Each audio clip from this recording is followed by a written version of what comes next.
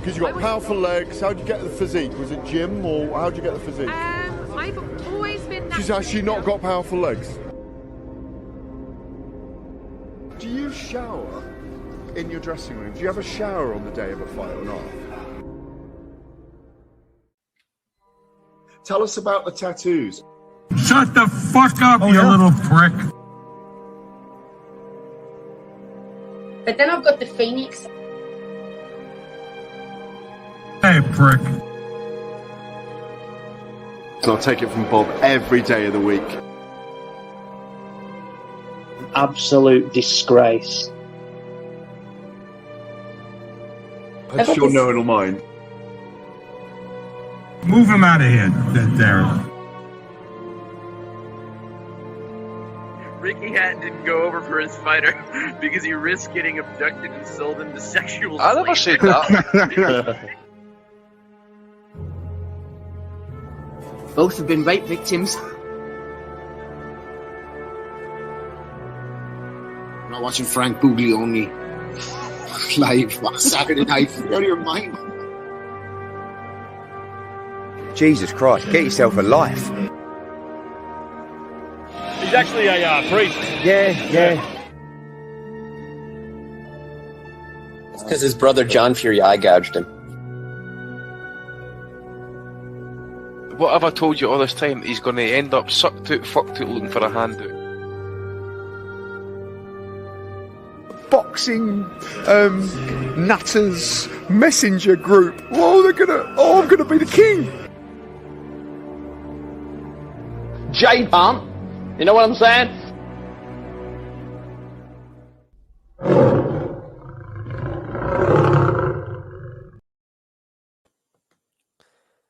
Welcome, everyone, to the 589th edition of the Boxing Asylum Nuthouse, a proud member of the Sports Social Network.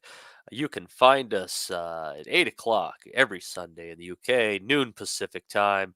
I'm your host, Matt DiGianardo. With us today, Rob Kelly. Rob's here early. He's like, yeah, a bunch of women fighting today. I'm in. Actually, I think it's just luck that he's here. No, I think it's, you know what it is? The missus and the little one are gone away for the night, like, and I'm off tomorrow, so I was like, fuck it. I might as well. If there's a storm on here, I'm not going to be doing anything else. Like, let's talk about, for the listeners, by the way, that are always fucking complaining lately, you're going to fucking love this one. We're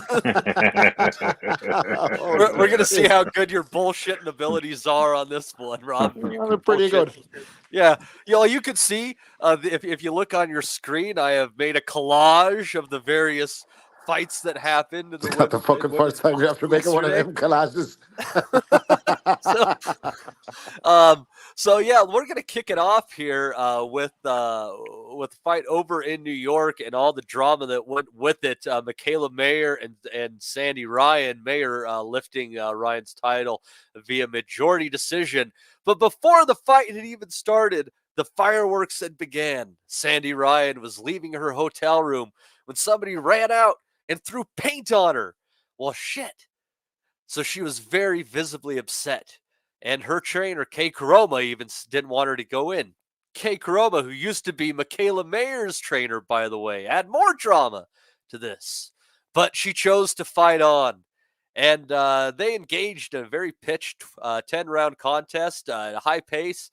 Both women landing over 180 punches, I believe, during the course of the evening. And when you consider 2-minute rounds, that's pretty exceptional stuff right there.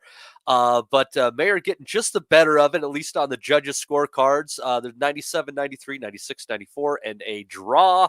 I personally thought, I think I had it 96-94.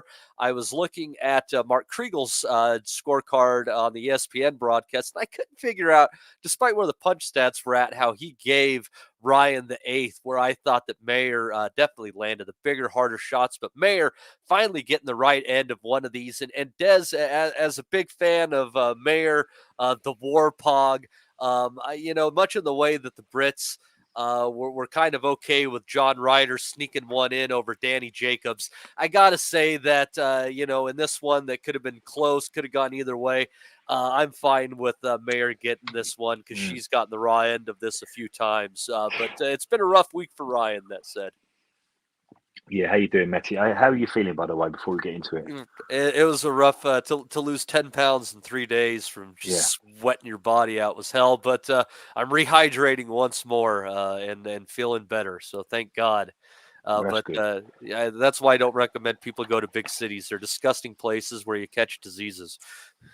Well, I'm glad you're okay, and I think we should send a special shout out to our friend Haytham, who is in our WhatsApp group, who was taken into intensive care this week because he contracted pneumonia. So we wish Haytham all the very best, and we hope he's getting on the mend. Absolutely, one of my favorite people in the group. He's got a rough go, but he's a tough bastard. He's going to pull it through, no problem. Fingers crossed, please God. Okay, so I watched the fight and I really enjoyed it. It was another really good competitive women's fight between two girls that had a slight clash of styles. Sandy Ryan, she boxes conventionally like someone from the northwest of England would box. She's like a Jamie Moore. She comes forward. She's very aggressive. Don't be surprised to see her lead with a right hand, come back with a left hook, push people into corners and go to work. She done that a lot last night, and she gets behind a good jab, a good double jab. She's got really good fundamentals. She's got good balance. She's aggressive. I really like Sandy Ryan. For someone that's had sort of, not 10 fights, she really is. For women's boxing, she's world class. She throws good shots. She's got good technique. Michaela Meyer, on the other hand, she's everything Sandy Ryan is, but going the other way. She's a counter puncher, but this is like an oxymoron because she's an aggressive counter puncher. She's quite happy to sit in the pocket, allow you to swarm onto her, and she looks for spots. She's a little bit like Bam Rodriguez in a way. She's happy being in the middle of the fire, and she looks for spots. And that was how the fight went. And you were happy that Michaela Meyer got it. I've got no complaints because it was a close one, and there's no robberies in a close fight. I thought Sandy did just enough. But the way the whole event was going, the network and the commentary team and the judges, it was all Michaela Meyer. So Sandy Ryan was going to have to do, by the time we got to round 4 and 5, Sandy was going to have to do a little bit more to win these rounds. And it was very close. So no complaints. I thought both girls boxed really well. It was Sandy Ryan pressing, Michaela Meyer combination punching on the back foot. It was really impressive to see. I really enjoyed Michaela Meyer last night. I enjoyed her in the Baumgardner fight. I really enjoyed her against Natasha Jonas. She's a really good fighter. She'd be a really good world champion. Maybe these two could do it again. It was a really good fight last night. Yeah, I wouldn't doubt that they're going to do it again. A lot of bad blood on that, and it's it was interesting how it was kind of contested. And if you're kind of trying to split it by a hair, why I might lean to Mayer. The reason I might say that is if you say who won the fight from the outside, I would say Michaela Mayer did.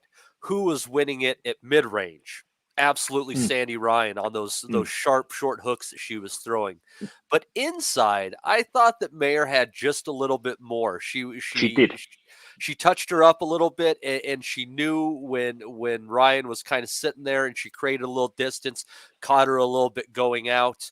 And I got to give credit to the referee Sparkle Lee. She, in a night of women's boxing, she held her own on the official side of things. I thought she reffed a wonderful fight, but it was really well done. But at the end, Des, what caught me off was Ryan was really dejected, losing her title and everything, but being very upset about the paint, this, that, and the other. And you and I were talking about this before the show, and the things that happened in the fight. Bradley talked about the steps that he took going to the UK to make sure that that he was all well and good to come into the fight, knowing his motel room wasn't ready, the AC wasn't working, and these little things where it might seem like they're just trying to screw with you a little bit.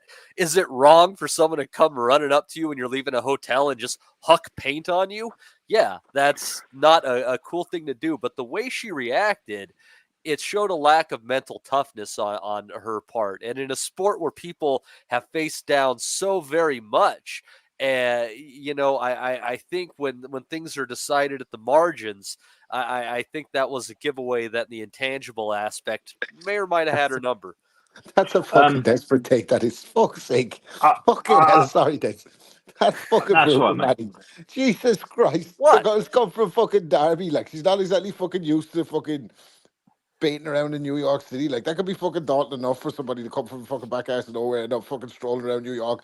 Let alone, like, she gets into a bit of a scandal in the fucking starts. Mayor's having her on toast in the press conference. She can't even fucking answer the sentence. She hasn't got that type of personality. And some fucking nut in New York runs up and throws paint on her. Listen, I'm not a fucking big... I don't have a horse in the race either way. There's a couple of horses there.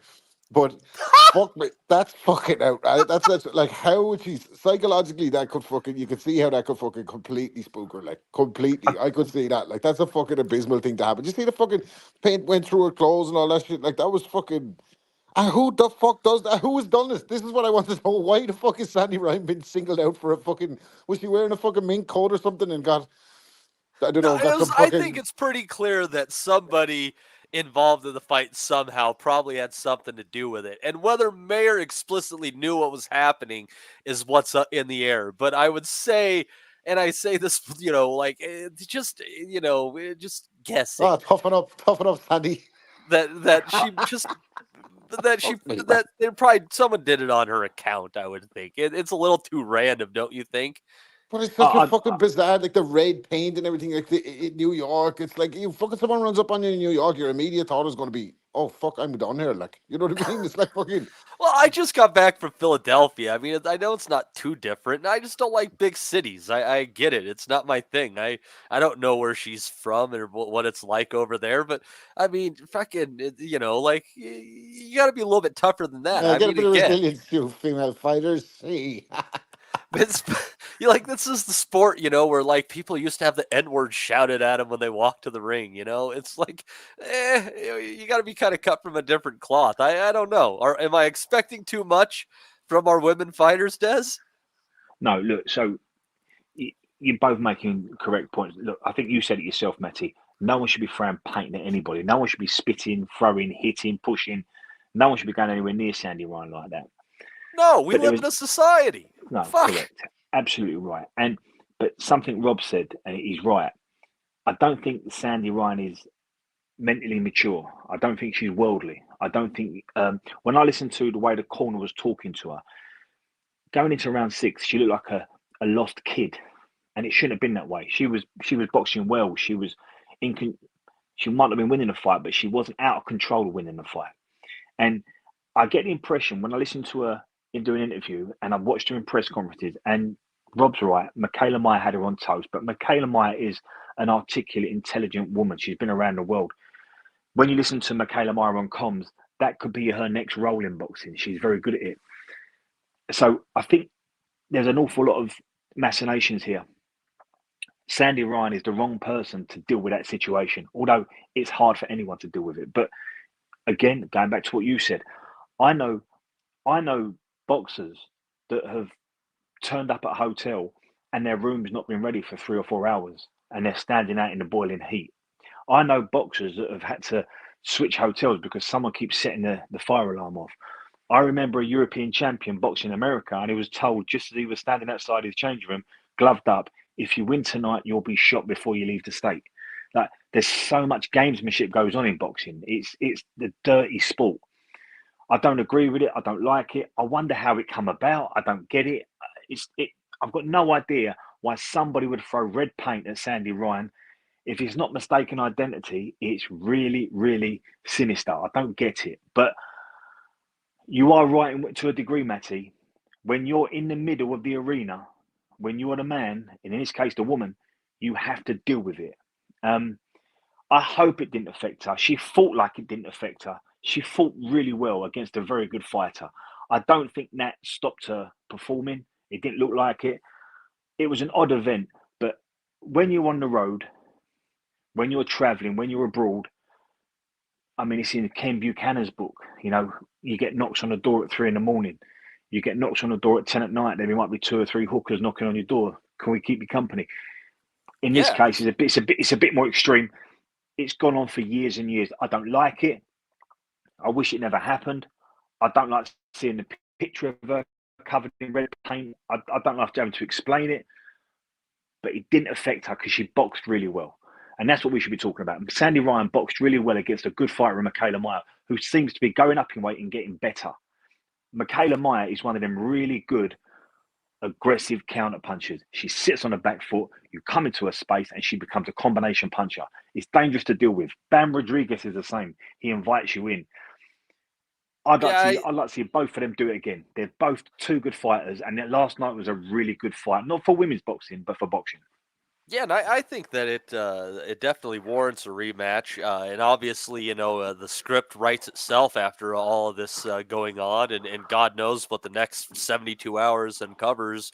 The news, kind of moves slow over the weekend, but it sure will pick up pace on Monday. So, and you never know. There could be a whole lot more to this. Can I just say something, Matty? Sure. Sorry, mate. Just something I wanted to touch on. Away from that incident, sometimes you can go to the right gym with the right trainer, you can have the right routine, but it's just the wrong fit. We see that with AJ and Derek James. I think Sandy, looking at the way she conducts herself, something Rob said there is bang right. She's not built like that. I don't know if Sandy Ryan's a better fighter when you take her out of Derby. I'm not quite sure she's a better version of herself. Although it might tick a lot of boxes, I'm not quite sure that's what's best for Sandy Ryan. Sometimes a football manager can have worked with some brilliant players, coached some brilliant clubs, won a few trophies, but he goes to another team and it's just the wrong fit. I'm not quite sure living out there, training out there is the right fit for Sandy Ryan. I might be wrong. Yeah, and we'll see if she makes a change on that one. I think the whole trainer aspect is definitely an interesting part of this story. It's a hard thing to do, live out in America, away from your family, away from your friends. You can't just pop back and listen to her as much as I've listened to her, going through the fight week, in the press conferences, during rounds. I'm not quite sure being so far away from where she grew up and where she comes from is a good thing for Sandy Ryan. Yeah. It's and the thing I also just don't like big cities much. I just got back from Philadelphia, and I love the history and everything like that. I got a poster or a picture of me punching the Rocky statue in the crotch. Very tasteful. But I just don't like big cities and things like that. I was walking, and maybe that got to her head a bit. I was walking around the block, and at some point in time, I stepped in poo. I'm not positive if it was human or animal. And at that moment in time, I just start singing Merle Haggard in my head, big city, turn me loose and set me free. It's not for everyone. Joe Calzaghe could have gone to any gym in the world, but he wouldn't have been the same version of Joe Calzaghe that we knew. He was good in the gym that he was at. Calzaghe's a different story, though, and I think the reason him and his dad worked is because his dad was a jazz musician and Calzaghe boxed like jazz. He was really happy being a stone's throw from his house. Nazim Hamid was never the same when you took him out of the Winkerbank. Some fighters, they thrive on being local. Lennox Lewis could go and spend 9 weeks in Big Bear. Tyson Fury lasted 10 days, or not even that. It's got to be the right fit. And although this ticks a lot of boxes, it might not be right for Sandy Ryan. Well, some of those people, though, staying close to home isn't good for them for a couple of reasons. One, they never get away from the crowd that they ran with, and it's not a good crowd. And two, they never really grow up. So, those are a couple issues too. I don't think either of those is probably Ryan, but we'll see what she does. We got a few takes from the people in the chat on this. Mr. Yimmy Yappy says, I would be paranoid if I was laced with something. My head would be gone for a drugs test or have a side effect from it. Ames is in the chat right now. He says, it wasn't just paint. There was posters printed with Sandy's face on, put on posts saying words to the effect of Sandy Ryan is a whore, etc. Well, that's not nice. Let's see here. And then Thomas Newman says, why take a naked photo of a Dulex emulsion all over you? She doesn't seem to be all there. Too angsty. Let's see here. Miami Virtue. Aaron was apparently seen speeding off surrounded by a fleet of penguins, last seen scurrying down into the sewage system. Oh, that's good quality stuff right there. Anyhow, yeah, it's interesting stuff, but we'll see where they go from there. I think it's a shame that overshadows it because I'd say that's the women's fight of the year right now, and it's another one in just another marker of when the best fight the best. women's boxing is as good as men's boxing. It's just that upper echelon is so freaking narrow, and sometimes it's no more than 2 or 3 people a weight class. But anyhow, the undercard of that, Xander Zayas picking up a win over Damian Sosa. Damian Sosa do not knock this guy. Getting blanked by Zayas. This kid had a good win recently over Marcus Valle on a Pro Box card, who is an undefeated, highly touted prospect. Only lost twice, never been stopped. He's usually a high output, 80, 90 punch around kind of guy. He had that cut in half. Don't diminish Zayas' punching power because, Des, I think he just did all the things to keep the guy's hands at home. He made Sosa refrain from going to the body. He cut his output a whole lot. What I saw, and correct me if I'm wrong, but I kind of see a little bit of that old school vintage Mosley power boxing in Xander Zayas. Just my opinion. I'm not sure, Matty. I mean, so Damian Sosa was the right opponent at the right time now for Xander Zayas, because Xander probably fancies himself as a bit of a puncher. Would you agree? Although Damian Sosa has never been stopped and he's got a very, very good record at 25-2 going in, but he's not a puncher himself. Do you agree that Xander Zayas is not a puncher? He might be able to crack, but he's not a puncher. I think he's more of the physically strong guys than a one-shot guy. And over 12 rounds, he could definitely wear down quite a few people. He's got a good motor. He's not as hard of a puncher as Margarito, but he's kind of in that kind of vein. No, I agree, 100%. So that's where I'm going with this. I think what last night showed Xander Zayas is you're not the puncher you probably thought you were in the first 10 fights. You're not the puncher a lot of people probably told you are. And someone like Damian Sosa is here to give you rounds and find out a little bit more about your style. And I'm agreeing with you now. I think if Xander Zayas works on combination punches, if he can work on correct punches, timing, technique, and volume, I think Xander Zayas will get rid of people late on in fights. But last night was a really good test for him. Sosa's not a gatekeeper. That would be unfair. But he's a tester. He's a marker. Xander Zayas was the promoted kid. They got more expectation of Xander Zayas. And I think last night showed us that, yeah, there's legs in this kid. There's a high ceiling to him. But Damian Sosa is the sort of guy that can tell us a lot more about you than what we already know. And I think last night we found out a lot more about Xander Zayas. I found out he can work at a good pace. He can beat a solid opponent. He's not the puncher he probably thought he was. But if he works hard, delivers punches at the right technique, and if he concentrates on volume, I think that's when you'll see more success from Xander Zayas going forward, because he's crossed the line now. He's up to the next level. Yeah, he's a very interesting guy coming up. He's big, he's strong. 154 is not going to be his final weight class. He's definitely going to end up as a full-fledged middleweight. And Des, I have a hunch that he actually might be one of those fighters who gets a little bit of an uptick in their knockout power by going up a division, just because they're not taking themselves down as much and they are able to more to physically mature better at that time. I mean, he's only 22 or 23 at this moment too. Yeah, he's 22. He's 22. He's a kid. He's a baby. He's I think he's now 20-0, 12 stoppages. I wouldn't play with his weight just yet. I think now's the time where he can learn a bit more about himself as a fighter, athletically, the style that really works for him.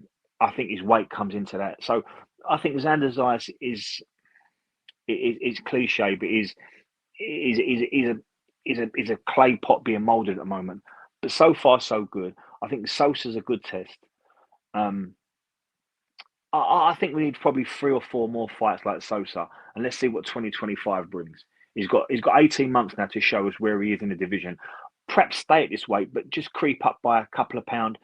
But don't say goodbye to this weight just yet, because it might not have that push, that power at the 1-up. He might need to stay here for a while. Now, I think this is quite a ways in the future.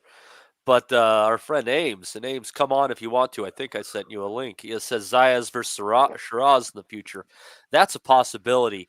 That might be an interesting one to see. In the near future, though, try this one on Precise, because I think this might, because he's getting to the point where you need to test him and see if you want to throw him in with the real tight list. A guy who hasn't had a fight for a while, who is a quality fighter that I think deserves another shot on the come up, would be Brian Castano. What would you think about putting in Zayas in there with someone like him? Yeah, it's a good fight, but the problem with that one, yes, it's a good fight. Perhaps it might be a little bit soon for Xander Zayas, just a little bit, as is the Hamza Shiraz one, just a bit too soon for both of them kids. Yeah, I'm not going to argue with the Castano one. It's what we want to watch and it's what we want to see. I'm not quite sure if it shuts the door on one kid though, because where does the loser go after that? Yeah, well, I think Castano at this point needs a win to come back off of that Charlo knockout. I don't think he gets with Xander Zayas, do you? No, well, that's why, if Zayas beats him, I mean, that's a good name on his resume. He's got a former tight list. I think a former unified tight list. I think maybe he only had the one belt and Charlo had the three, but anyhow, good name on his resume. And Castano was a really good fighter. The main reason he lost that rematch with Charlo is because counterpunchers usually do win the rematch because they picked up on some little tick at some point in time and they can use that to affect the next time out. But nonetheless, he performed very well against a world-class fighter. Just happened to lose. But yeah, Zayas, I think he's an exceptional fighter. I don't know how long he's at 154. I'd like to see him get a solid W like that. So maybe we could be talking next year of a Virgil Ortiz against might be a bit too soon yet, but I know what you mean. I mean, he done the 10 rounds really comfortably as well. So he's definitely a 12-round fighter as we speak.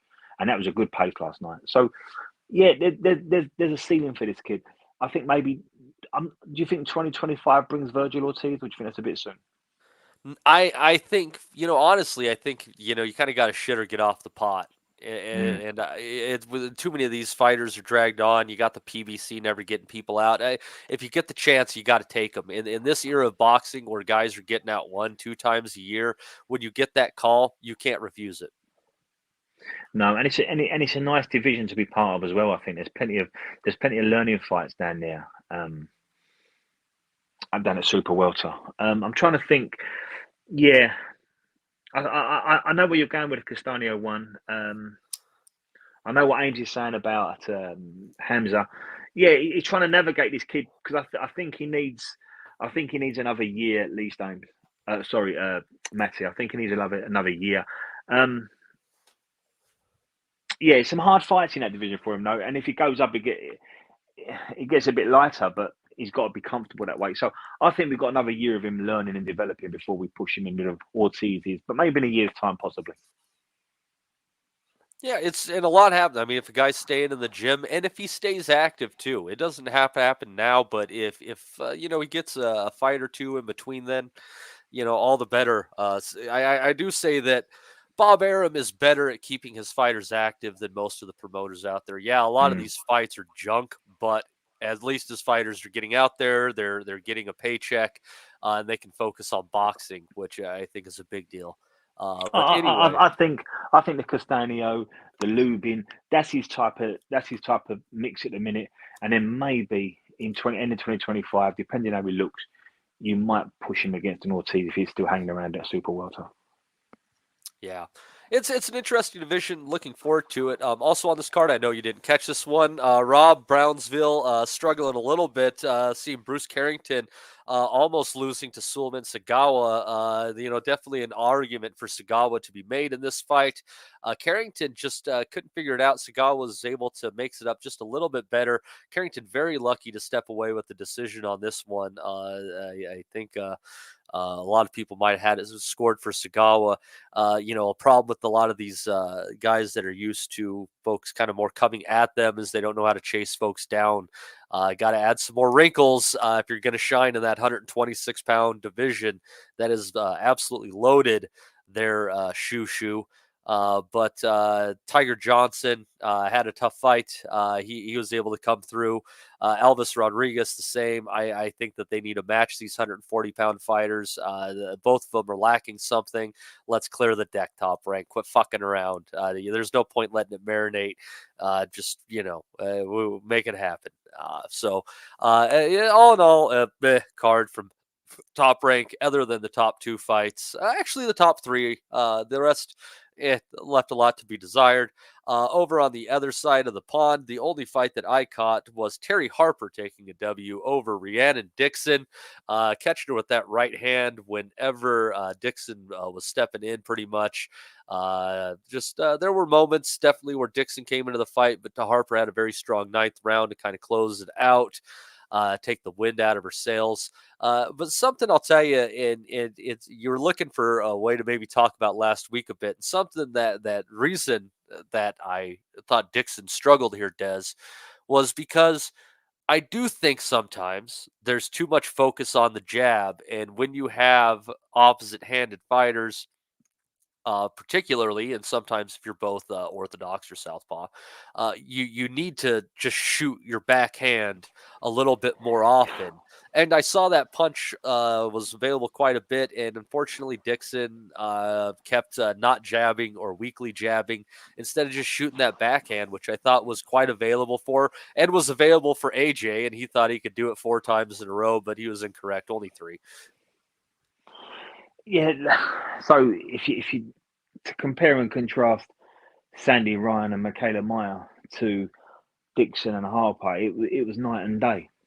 And you in Harper, you've got someone who she's a hit and run merchant. She scores 2 or 3 jabs, and then she literally goes on her back foot for the rest of the round. And remember, women's boxing is 2 minutes, so you can really nick rounds, and it's only a 10-round fight. So, yeah, for me, I struggle with Terry Harper. I don't really like what I'm seeing, and I kind of knew this was going to happen because Rhiannon Dixon is just not experienced enough. Her feet won't be good enough. She don't punch hard enough to beat Terry Harper. Your MO's got to be get in early and punch her in the face. There's nothing more technical about it. There isn't nothing more clever to be said. It's just get into her space and punch her as hard as you can in the face. And that stops Terry Harper in her tracks. That stops her coming forward. It stops her being creative. It stops her being adventurous. It just stops her. And I've seen Terry Harper sit down in between rounds and say, I want to get out of this. I've seen Terry Harper, knocked into next week because she can't hold a shot. She doesn't like being hit. And that's not to say that she's a bad person or that she's any less of a boxer. It's just part of her makeup. So I'm surprised that knowing what we know about Terry Harper, that Rhiannon Dixon never tried to get to her early. You're the champion coming in, set the tone, but she never did. And she found herself on the end of that poxy jab.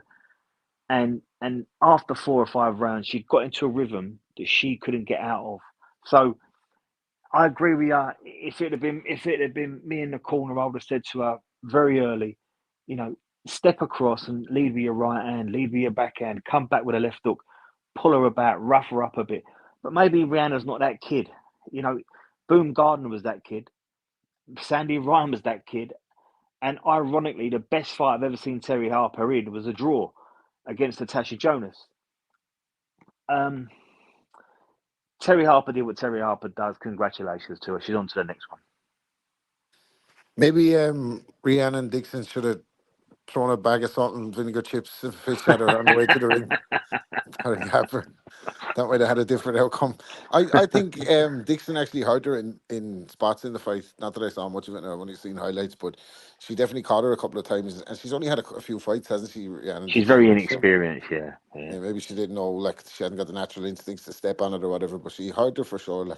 But Canelo must be delighted because Terry Harper's one of his favourite fighters, so yeah.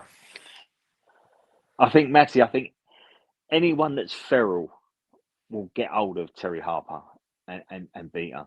But you have to be feral. You have to be at it, and you have to really push the fight and force her. the Sandy Ryan we saw Michaela Meyer last night. No surprise that she got hold of Terry inside 6 minutes and Terry quit on the stool. You need to be that person to beat Terry Harper. I wonder if they'll put her in with Lauren Price. Lauren's not a big puncher, but I think she probably has enough. Yeah. I mean, I don't follow women's boxing as coach I do in men's boxing. I just know a good fight when I see it when it comes to women's boxing. I don't think that's a particularly good fight. It's just a fight. No. and what I've seen with Terry Harper, I've seen the style that if you can get to her, you'll probably beat her. But you've just got to get to her. Yeah. It was what it was. Wish she would have shot that left a little bit more. I think it would have changed the fight a little bit. Harper's open for it, but anyhow, take us through the rest of the UK action there, Des. That is what I was able to catch. On Friday night, we saw Charlie Edwards win a European title off the champion Thomas Assomba. Down at bantamweight. It was pretty routine for Charlie Edwards. Charlie's always been, throughout his whole career, probably a level or two above Thomas. But Thomas, he was steady and he hurt Charlie in spots. But it was a typical Edwards performance. It was sound technical boxing. He had good feet. He had a good jab. He knew when to work. He knew when to go for a walk. And knew how to slow Thomas down. Charlie's now the European champion. He's 20-1. He's not a puncher, Charlie, but he doesn't have to be. He's got really good feet. He was calling out the Japanese kid, Nakatani, afterwards, who's WBC champion. So that's He's going to need his feet in that one. He's going to need his feet in that one. He wants to go out there and do that. So that's obviously a lofty ambition for him. But I think the better fight to be made would probably be Paul Butler, who is mandatory for the European at the moment. That would be a really good fight because Joe Gallagher would be in the other corner. Charlie can't stand Joe. I think if British boxing was to have a spicy one, that could be a spicy fight for Charlie. And maybe it's one Charlie can win. All right. Keep on going. Okay, so I think on that card, or it might be on the Rhiannon Dixon card, Peter McGraw. Last time a lot of people saw Peter McGraw was that moment on the Sonny Edwards Bam Rodriguez undercard when he was winning a fight and out of nowhere the kid just stopped him with a right hand over the top. Well, Peter's come back for a second one now and he beat Brad Foster last night with a body shot. 5th round, I think on a 10-rounder. Peter McGraw's now back on track. Over the road was Hughie Fury. Hughie Fury's coming back. It's his 3rd fight in 2024. They've still kept him at 8-rounder. I don't know why they're doing that. Hughie Fury's an interesting one. We could have a whole pod about Hughie Fury. I'd like to know what Rob thinks about Hughie because Hughie's an interesting one because he was fast-tracked very early in his career. It came undone for him a little bit. Then he went back to British level, looked absolutely brilliant. Then they took him over to Hungary. He got well beat by Pulev. And I think that the Pulev and the Parker fight put him under a lot of pressure against Povetkin, which is a fight he could have won. But he went into his shell. So it's been a very, very slow 4 years for Hughie. He's had about 5 bouts in 4.5 years. He's been very inactive. He's been ill. There's been a few injuries. There's been medical conditions. But he has been active in 2024. Still making some novice mistakes. Still boxing 8-rounders. It's a bit bizarre, really. I don't quite know where Hughie goes because I don't put him in with the Zile Zangs, the Joe Parkers. I don't put him in with the Daniel Dubois, nowhere near. But then again, I don't put him in with Moses Atoma, Fabio Wardley, Fraser Clark. So I think they beat him. I don't quite know where Hughie Fury goes, to be honest, mate. Yeah, I was high on Fury early doors, like on Hughie. Which is different than usual, which is strange because usually it's Fury that's high. It's very strange. Well, I actually thought that both brothers would go on to win a version of a world title very early. I'm talking like back Channel 5 days. Like I just thought Hughie Fury was really, really good. Technically, lovely loose style. Technically, in terms of how he lands shots and everything, I know he was fighting, his fighters on the come up or whatever to make him look good that are there to give him work or whatever. But I always thought he looked incredibly sharp. I thought the Parker moment boxing could have just played out so differently. You know what I mean? You could have been looking at Hughie Fury as a world champion. The Parker fight, I thought he did enough to nick it, maybe one round or whatever, without being super aggressive. But obviously, he let Parker back into the fight. He didn't hold the center of the ring enough. He fought on the outside. He annoyed the judges, kind of moving away from Parker, not engaging him, and he didn't get the nod. Like, so then after that, he's got a very tough fight against Pulev. He got a bad cut in that one as well. And I think those fights just kind of, I think there's massive pressure. There was massive pressure on him from his own point of view. Obviously, there's the competition with him and Tyson. Like, they've trained together. All of a sudden, then there's a split in the camp. Tyson's not with Peter Fury anymore.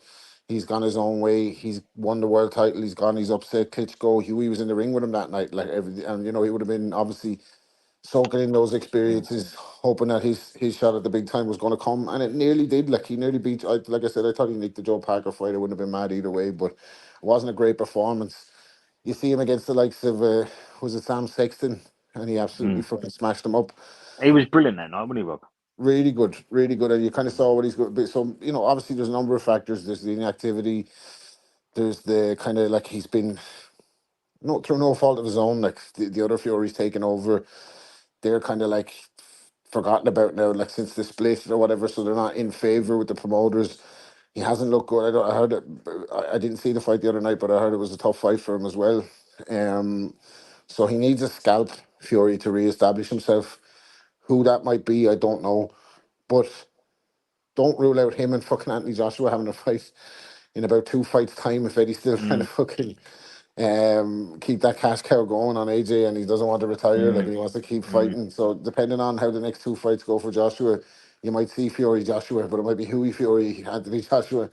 I'd kind of like to see him have another moment, have another kind of a shot at something. Even if there's not world titles at stake these days, you can get like a big night on a big card against a big opponent on the right night. Like, maybe he could put it all together. I think it's looking unlikely now. We have to be honest about that. Like, I don't think there's many pathways to glory for him. You know that way. He needs a big name. He needs a big performance, and then options might open up for him. But at the moment, it just looks like he's going to continue on that same kind of level trajectory that he's been on for the last couple of years. And I get it. Like, if he's ill, he's ill. He wants to keep fighting. They obviously think they can still do something. Would he get to a version of, like, who's the European heavyweight title holder at the moment? I don't know that it's not Caballero, is it? I thought he was the only name I had in my head. It was Cavael. I don't know if he relinquished it, but he was just kind of like sitting on it for a while, I think. So maybe something like that might rejuvenate him if he was to get a shot at something like that. But yeah, it's been So can I ask you a question? Kind of get interested in Hughie. Yeah, of course. Right. So you've been around boxing a long time. You've done a lot of boxing. You've been involved. If you was given the job to plot Hughie Fury's pathway for the next 4 fights, bearing in mind Fraser Clark, Fabio Wardley, Moses and Toma are at domestic level, bearing in mind Dubois, Usyk, Tyson, AJ, that's your top end of world level, and floating just underneath him is your Caballels, your Bacolis, your Zile Zangs, your Parkers. Where would you pitch Hughie Fury right now? Where would you say, look, we're going to give you, because at the moment he's still doing 8-rounders. So where would someone like you say, right, Hughie, I'm going to get you this fight, and that one? How would you plot him? It's hard because what you have to, when you're looking at him now with the eye test, like if you're a promoter or whatever, it's difficult now because who does he beat out of those guys that you said?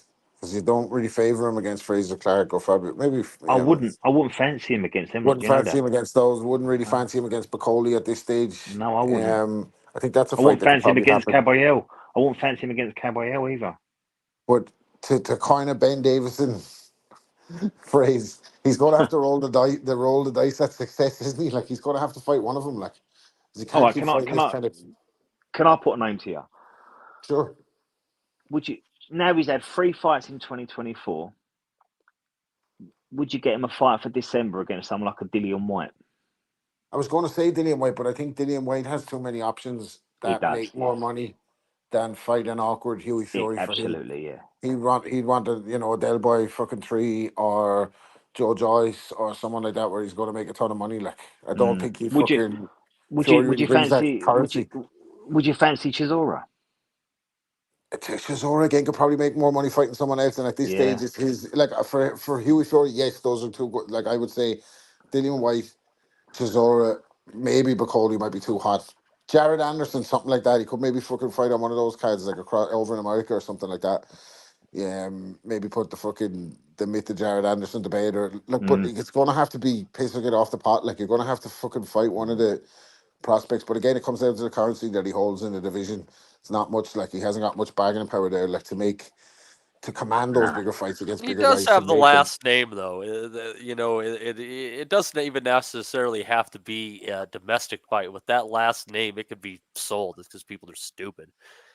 Yeah, I don't know, man. I don't know if the fucking people have gone for the okie doke too many times. I think I don't know. Like I said, I liked him very early on. I really always thought he was a good technical fighter, had good smarts, good ability, and it's just fallen apart for him, unfortunately, in the last few years. And it's now where the fuck does he go? Like, yeah, I think being part of that Tyson Fury on that train was a wonderful experience. And sometimes you can probably get ahead of yourself, and he's probably got the technical ability to think I can be ahead of myself. And I can imagine if you've got Hughie Fury in the gym, he looks sensational, and he's someone in sparring you probably won't ever get the better of because he's got such good hands and feet and such an awkward style. But in reality, under the lights, I agree with you. I thought the Joe Parker one could have gone either way. And I think when he come back to Sam Sexton, I think that's the level he should have boxed at for 2 or 3 fights. Maybe go and win a British title outright. That was the right time to do it. And then progress to say maybe European or just above it. But they took him out to Hungary. He got cut badly against Pulev, who was still very live. So it was a hard fight to take. And I think those losses, something you said, Rob, put a lot of pressure on Hughie. And the Povetkin fight was winnable. And that version of Povetkin was beatable. But I think Hughie went into a shell that night. And I think he just tried to get over the line rather than do what he did against Sam Sexton, which is, I'm gonna go and smash you. I'm gonna take the fight away from you. And that's what lost a lot of momentum with Hughie Fury. I think listen, you can't blame the kid for being ill and unwell, and he's had a lot of issues, and that's caused an awful lot of inactivity. If I'm going to have a hunch, I don't know how they can do it. I know he's on the back of a loss now, this kid, but I think if you could bring him over here on a Sky show, I think the big fella McMurdo would really sell for Hughie, and I think it's still a reasonably good win for Hughie. It's a big fella, and I think it would be a lot better than what Hughie's doing, and it's a winnable fight for Hughie. And I agree with you, Rob. I think White's a good name, Chisora's a good name, even Joe Joyce will be a good name. But I think all them guys have got a lot more options on the table to earn a lot more money with a lot less risk, or just a lot more money. So I think Hughie Fury's got to really pick his opponents.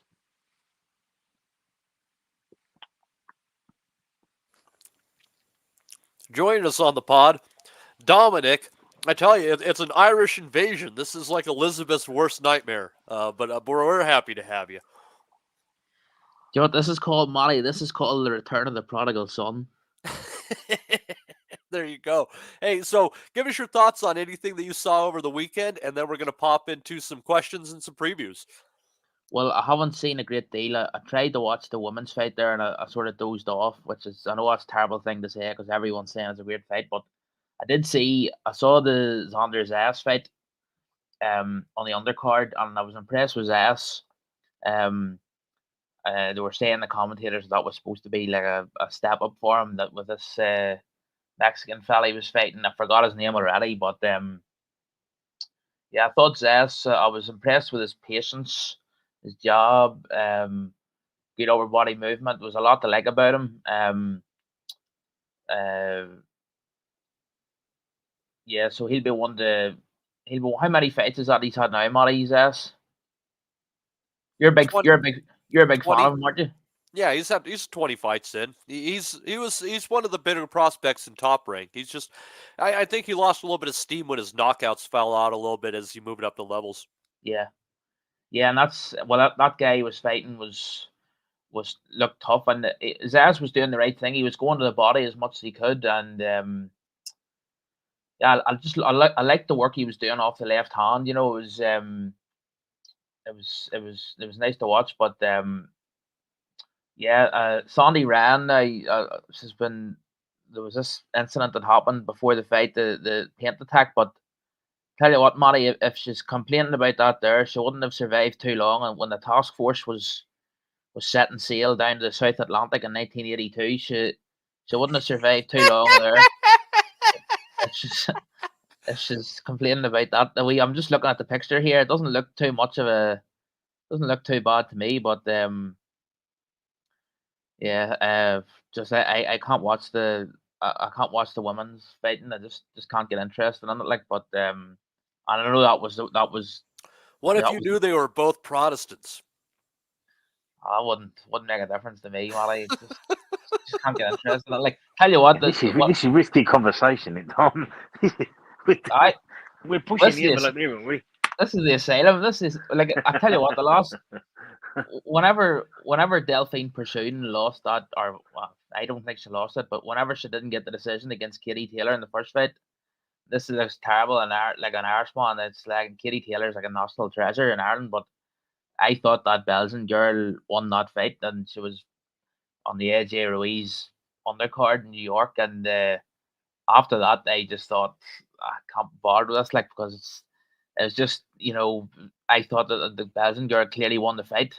Even the second fight, she probably won the second fight, but just you just got that waft coming off the event that it was preordained that Katie had to get the win and move on to bigger and better things. Like, so I know that's obviously that happens in men's boxing flat out, doesn't it? Like, that's hardly a good reason to sort of say I'm not interested in women's boxing, but it's just the 10-2s really that I can't. It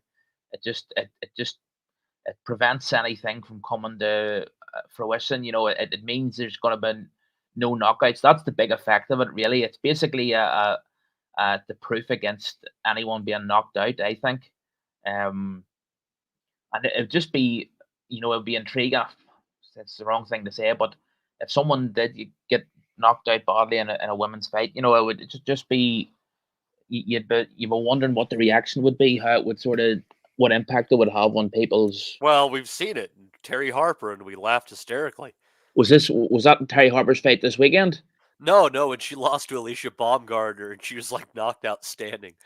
Oh, I remember it now. Yes. You have to remind me of all these things. I didn't even know Mayer and Rhiannon were fighting until you said to me earlier. But I saw a bit of Bruce Carrington on that Top Rank card, and it was putting me to sleep as well. But again, I can't understand why it was a 10-rounder. Steve would be going mad, but and then looked like a very dramatic knockout, uppercut knockout from some top ranked prospect earlier in that card. I forget the fella's name. That was like a good knockdown. I think you're talking about Floyd Diaz. He had a good knockdown in that fight, but he didn't close. I don't think it was Floyd Diaz. It was some other lad from Dominican Republic or somewhere. A Latino sounding name. I can't remember it. Like, but yeah, that one. I'll look it up. I'll try and get back to it later. But yeah. So you think there'll be a rematch, Matty, between Mayer and Sandy Rhiannon? Oh yeah, plenty of money to be made. Yeah, a bunch of drama. Yeah, I don't. What's the story with this paint attack? What happened? She's just walking out of her hotel room. Someone ran up to her, threw paint on her, and then jumped back in their car and left. And did they find out who it was? Not yet. We'll figure it out. It's the world holds its breath. My hunch is the rematch is the only thing that'll hold it up. Is I think after her luck on the cards in the UK, I think that Mayer would probably just adamantly refuse to go fight over there. Yeah. What was the fight that she had? Tasha Jonas fight, wasn't it? Yeah, she won that fight. That was bad. That was a bad decision. The Baumgartner fight, I think could have gone either way, and it was two Americans. What are you going to say? But yeah, I don't. Baumgartner still bond. So no, she fought as well on Friday, but she ended up in a 4-round technical draw with Delphine Pursuin because there was a clash of heads that caused a cut on the head of Pursuin, and the doctor waved it off. And that was after Baumgartner apparently looked pretty good, even dropping Pursuin one time. Yes, she did. Is this on the Top Rank card, Molly? No, this is like fucking some random card. I think it was on Triller. It's like in Fayetteville, Arkansas.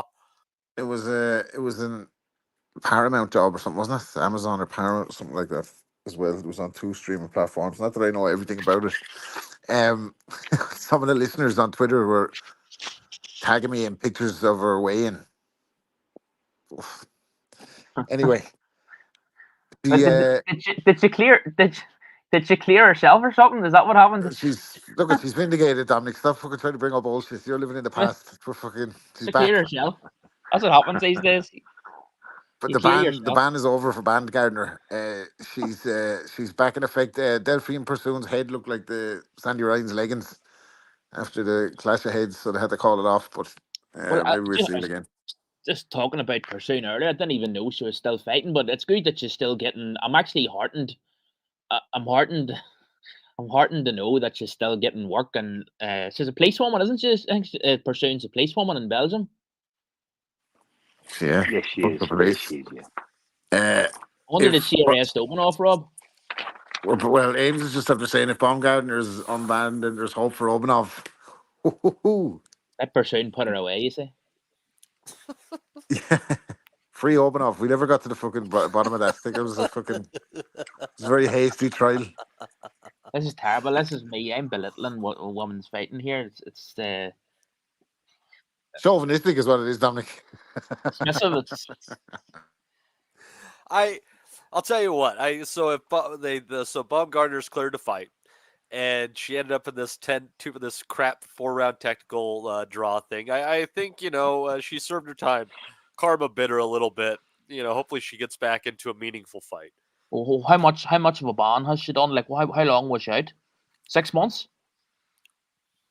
No, I think it had to be more than that. Yeah. I don't know. We don't even know if she served the ban because it was all smoke. It was Chris Eubank-esque, or not Chris Eubank, Conor Benn-esque antics from it. Wasn't she printed up a line of T-shirts saying "vindicated" or something on it, and she did her own test, I think, to say that she's not. She wasn't cheating because she did her own test. This is a great segue. I'm going to here. make my own T-shirt. That's enough. Yeah, that's true. It proves you innocent. Yeah. This is a great segue here. News this week is that Devin Haney is suing Ryan Garcia on various grounds based on his PED usage for their fight. So that's going to be going to court. And I think that's very interesting, actually. And a lot of people are giving Haney shit on that. But it will definitely have affected his earnings down the road and things like that. If the sanctioning bodies and if the commissions aren't really holding these fighters to account, well, then I guess you have to send it to a jury of their peers and basically say that they're, fighting on some sort of unfair grounds to put you in danger. What do you guys think about that? I think Bill Haney saw an opportunity to get some extra million in the bank there and made a play. That's what I think. Call me an old cynic. Matty, I think that not only does it hurt your earning potential down the line because the world's seen you get beat by someone that popped for drugs or not, psychologically you've had the shit kicked out of you, which in the case happened to Devin Haney. He lost a really hard fight. We don't know how that's going to affect him moving down the line in his career. So I don't know, the whole issue with drugs and boxing and how do we deal with drug cheats, and we've got drug cheats, having silent bans. We've got fighters making T-shirts saying I'm innocent. We've got different states have different laws and different promoters sing different tunes depending who the fighter is. Like, it's just an absolute it's an absolute train wreck out there when it comes to drugs in boxing. I don't know where we go with it. Well, it's just the fact that at this point in time, they look around them and they're looking at the promoters, they're looking at the commissions, and they're saying you are not creating any sort of justice in this all. Like for the fighters who have been on the wrong end of this, where is their justice? And Devin Haney is going out and seeking it. I think this is only because the promoters and the commissioners have let the fighters down. But the sport has an issue with this problem. So this is a problem in boxing. If I asked me, you, Rob, Dom, the guys in the chat to list your top 10 fighters of all time, there's a very good chance 50% of them would have been busted for drugs, and the other 5 we suspect. Like, this is a problem in boxing now. So I don't know where Devin Haney or Bill Haney go with this. They might have a successful case against Ryan Garcia, but Ryan Garcia's won. Let's just say if you put his purse on one side of the line, on one column, and then his deductions on the other, he's probably still 5 or 6 million quid up. Like, who's the loser in this? Yeah, it's all like, how much money does Haney have to play with, and that'll dictate how long that he can pursue something like this. And I guess what we don't know is, or what I don't know is, has Ryan Garcia, has he accepted that he failed the test and is he serving a silent ban, or is he still contesting it? Because that'll obviously then have a role to play in whether Haney has a realistic chance of succeeding in this case. Because I don't think it matters if he's admitted to it, because he's been found guilty of it and banned. He is serving a ban. He's got a year's ban, which is nothing for Garcia because he only fucking fights once a year anyway. So talking about winning like this, he's just on a paid holiday now, isn't he? Like, fine. I'll sit around anyway. I'll sit around and I'll talk shit to people on the internet for the next year. Okay, whatever. And Rob, if you break that down, let's just say you've got a 12-month ban. Well, let's just say he's going to have 2 months off on holiday leave. Okay, so now you're down to 10 months, and let's just say for the next 4 months you're dying out on the beat and you go Devin Haney, so you get TV work, radio work, commercial endorsements, and then the next 6 months you prepare for your comeback. Like, the year's not really a year out, is it? You cycle off properly this time. You have more on. You don't get caught. Yeah. Fuck's sake. You got it right. So the year's not. It's not a ban, is it? It's just part of his diary. He's scheduled in now. He's factored it in. And if he's earned $7-8 million, and they tell me that he put a couple of million quid on himself to win, like, we can't get a head around how much money's involved here. So what are they going to fine him? What are they going to take off him? And if it ever got to the point where, look, there's only one winner in this, and it's Ryan Garcia. And boxing has failed to deal with an issue, and Devin Haney, whether you like Devin or not, or whether you like his old man or not, they got their ass handed to them under the lights in front of millions of people, and it will affect his stock and it will affect him mentally. It's just a disaster, whatever way you cut it. Yeah, it's again, the only way they're here is based on the other people in the business being negligent at this point in time. Boxing is going in a strange, well, not strange direction, but in a different direction now with Turkey Al Sheikh's involvement. We keep talking about it every week now because basically he's involved in a lot of the conversations. But if he was to keep going the way he's going, you could see there being a point where the promoters are no longer necessary. Correct. And the organizations are not as important. Maybe we get the belts rolled into one or something, and you have one world champion in each division. If he was to keep going in this way, you could also see then he would have the funding to provide the fucking clean boxing program across the board and rightfully punish fellas. But I think boxing was in a tricky position as a sport with the Ryan Garcia situation, because there's been so much made on this side of the pond with Conor Bain and Eddie Hearn, and there was a fucking rightful witch hunt after that, and people wanted answers. They wanted to know why this fight was trying to be made when fucking one of them was after popping. And then you go across the pond and you're looking at people that carry the sport. Canelo's on the way out, AJ's on the way out, Fury's on the way out. There's no massive global draws in boxing, and along comes Ryan Garcia, and he has everything. He's talking the talk, he has the look, he's walking the walk, he has the personality, he's playing crazy, he's fucking played it to a T, and boxing needed him to be clean. Boxing for the sport needed him to be clean, and when he popped hot, he fucked everything up, because how do you ban this guy for 5 years when he's the only one on the fucking... He's the only one on the near side of being a superstar. Him and Tank maybe, but even I think Garcia had a stock to go higher than Tank. He truly is the Donald Trump of boxing. He truly fucking is. Yeah. But do you know what I mean? I think the boxing was in a precarious position, handing this guy out, and they don't get 3-year bans anyway. We've seen this. It's maybe if a fella gets caught smoking a joint or something, he gets a fucking 10-year ban. But unless you're an African immigrant with a name they can't pronounce, like Larry Alumbo Wimbo. Yeah, you find Liam Cameron got 4 years, didn't he? Yeah, exactly. His career was over. That was for coke or something, wasn't it? Aye, but he's on this. Was he not on the card last weekend, or is he? Is it on the October 12th Saudi card he's on? Potentially, but like He's the fighting. point still stands. He got a 4-year ban where Aye. Philip could pop for Austrian or Balazabal or fucking I don't even know the names of some of these stuff. Like and then they get fucking they're back out. Like do you know what I mean? Yep.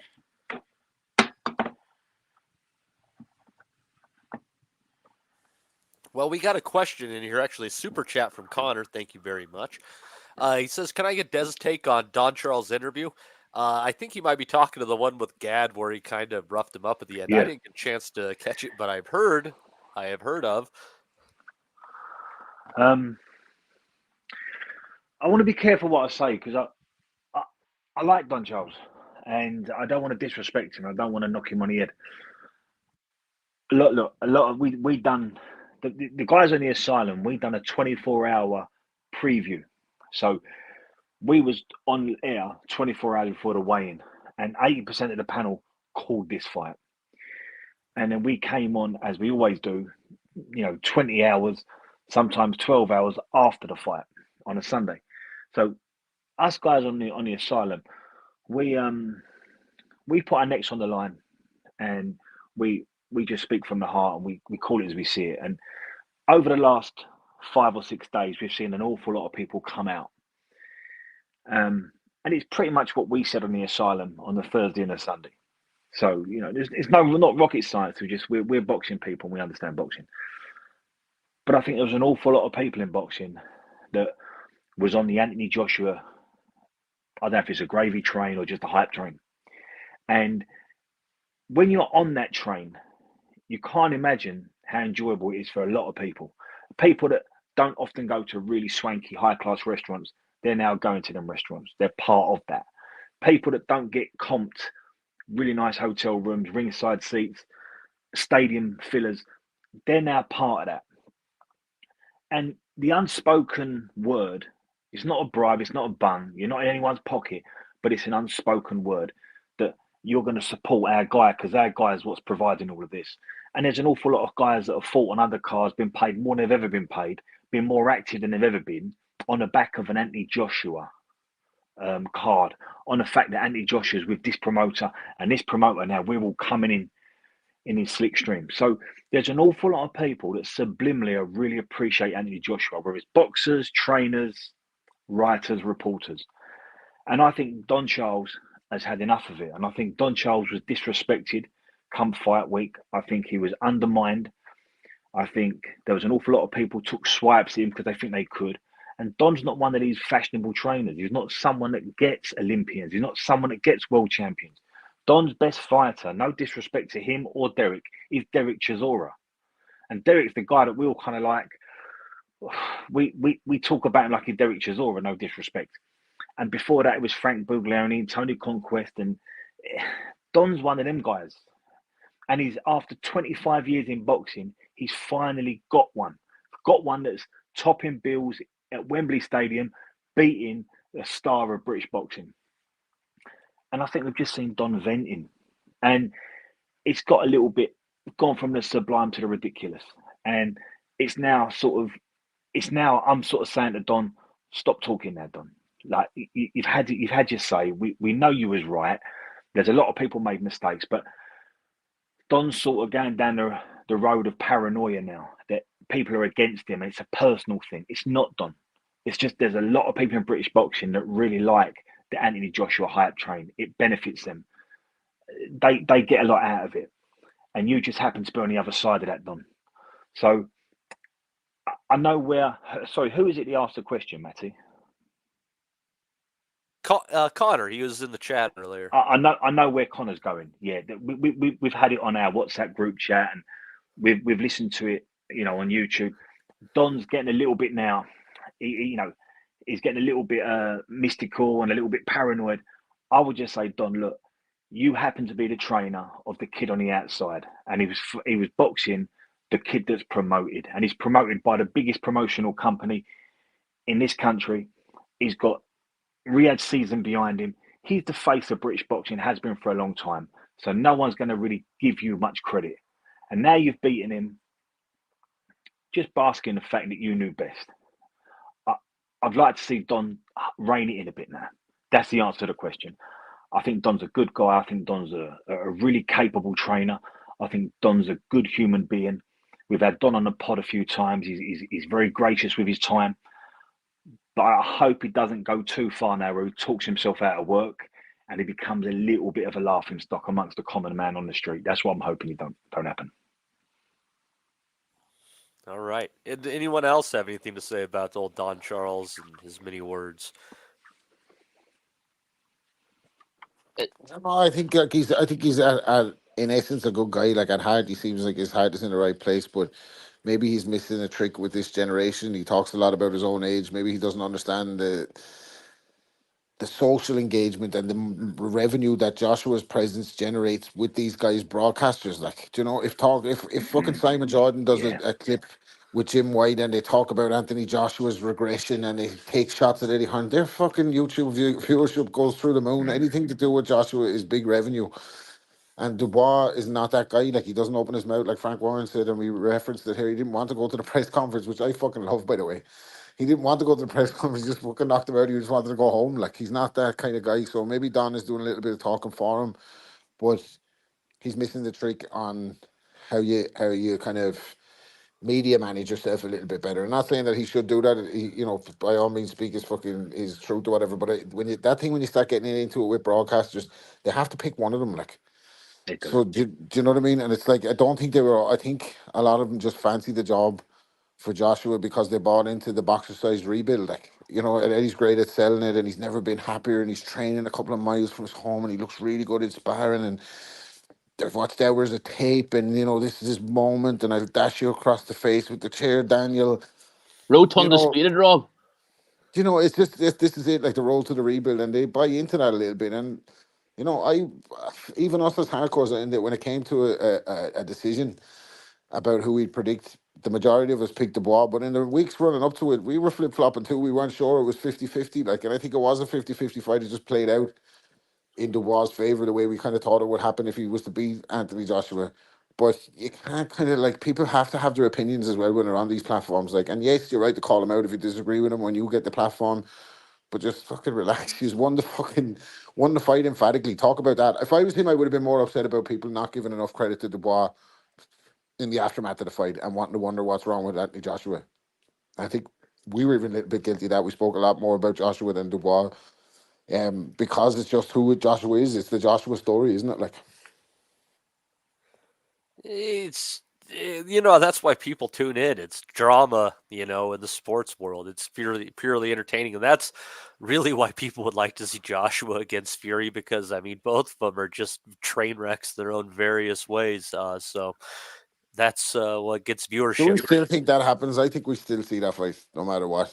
I think so. Like, I think the best chance of seeing it now is for Fury to lose to Usyk in the rematch. I think if that happens, that's what I was thinking. Yeah, that's what I was it. thinking. That's what I was thinking. You can't kind of make it any other way, can you? No. If Joshua had won, he would have been looking at at Usyk if he had beat Fury. Obviously, getting another shot at it or some title, and obviously Fury would probably have to go to a trilogy fight if he wins. So, yeah.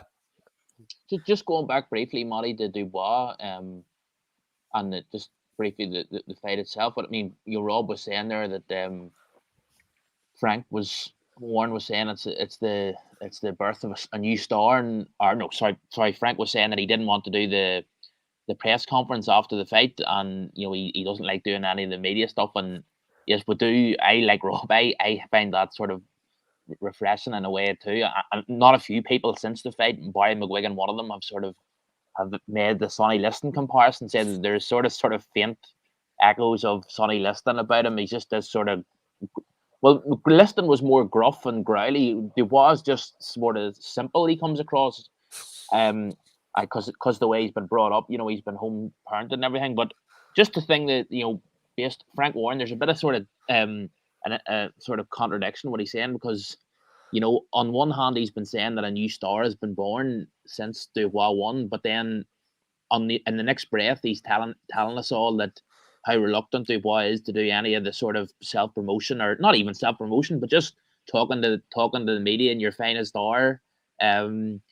talking about, maybe the journey you've been on since the Usyk loss, the sort of adversity you've had to come through in the two fights since the Miller's fight and the Hrgovic fight.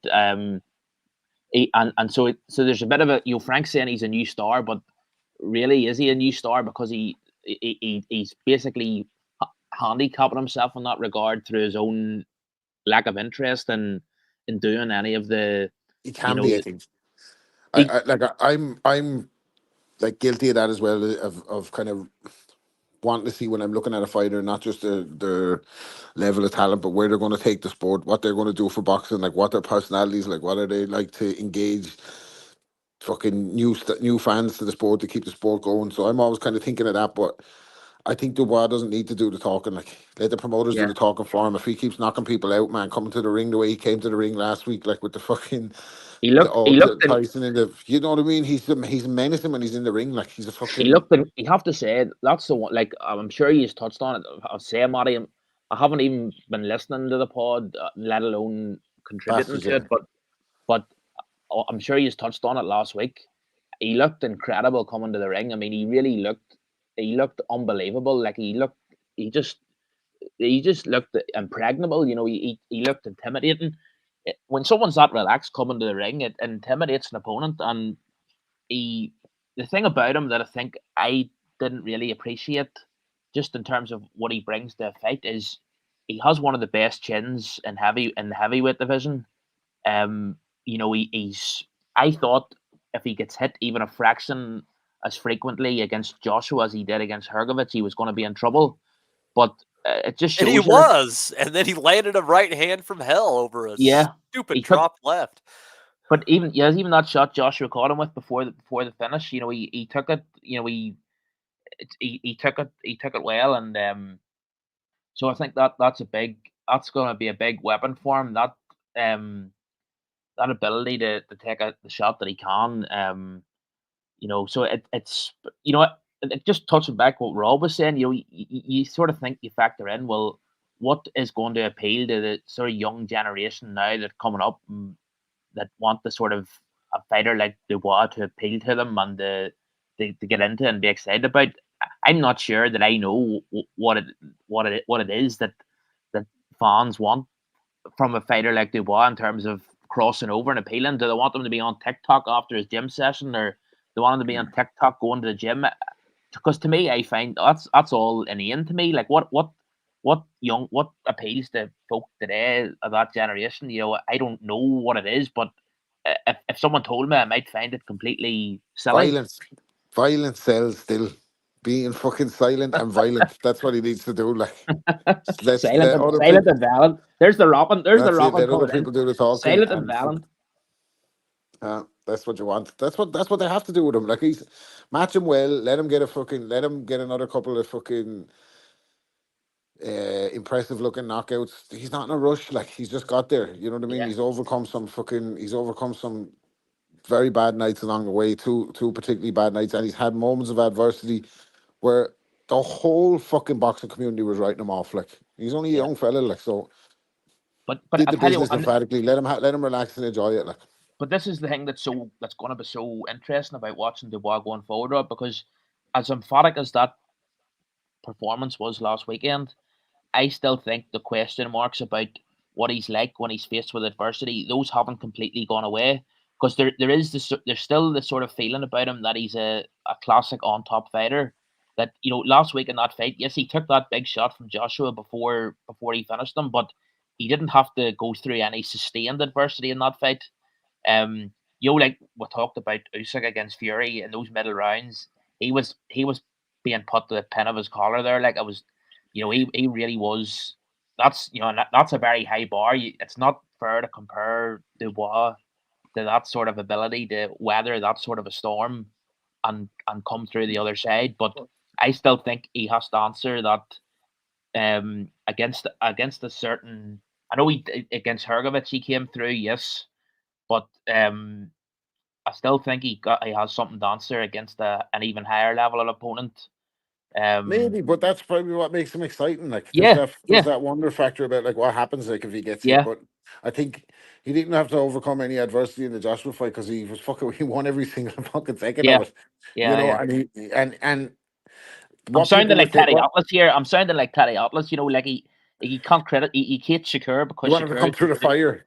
Yeah, Shakur's schooling everyone. He's just like. Would you not think Dominic, like he got dropped fucking a couple of times off Lorena, Big Baby Miller had him under pressure, Hargovich, he's been shown like gradually since his fucking and like the Usyk fight, he probably came the closest to beating Usyk out of him, Fury and AJ, like, didn't he? Yeah. Yeah, so, it's just because the Usyk thing happened, but the way the Usyk fight, the way it ended was, it was alarming, and that came after the Lorena fight and after the Joyce fight. So yes, the big Baby Miller, I know people say he came through a bit in even the Miller fight, but I mean in this generation of heavyweight, what you compare Miller to heavyweights of previous times, like I don't even like to get into the conversation. I mean, okay, the Hrgovic, yes, he came through. I'm not necessarily saying Big Baby Miller is high caliber up, but what I'm saying is in that moment where you're looking at him and the things that have gone on previously and the weight of the fucking pressure of the situation, the weight of that situation on his shoulders and the amount of pressure he's under, because what if it happens again and now he's in deep waters and like what the fuck is he answers like? Well, I think it's fair. I think the point about the Big Baby Miller fight, I think you are, in fairness, it's legit to raise that, because if he loses, if he doesn't come through that Big Baby Miller fight, I can't remember who said it. May have been Diaz, may have been someone else, but Warren probably hands him his contract back if he doesn't come through that Big Baby Miller fight. Warren probably or Hrgovic. He's going to get in. I think you don't think he necessarily gets back right in the pecking order if he loses to Hrgovic either. Like, but this is the thing. I'll let you in a wee second, Des. But the thing you were saying, Rob, about a few minutes ago, you said that he's there's no rush with him. That the thing that I could never understand about Dubois' development was, even in the years in the early years around the time he was fighting Nathan Gorman, I thought even back then they were rushing him, because he was only like 22, and I thought, what's the rush? The heavyweight doesn't peak until their early mid 30s. I thought even back then that they were in danger of pushing him too early. So I mean, I was listening to Peter DeFreitas there the other day, and he was saying that if he was in charge, he would have Dubois out in America, getting him the best sparring, bigger population, everything. But that's very unlikely to happen. But yeah, I do hope they don't rush him. Maybe someone like Joseph Parker would be a very good fight for him next. But go on ahead, this. No, I was gonna agree with you. It was me that said that to you in a week. If Dubois didn't come through Gerard Miller, he gets his contract handed back to him, because he'd just been stopped by Usyk, and before that he'd got off the floor 3 times against Lorena.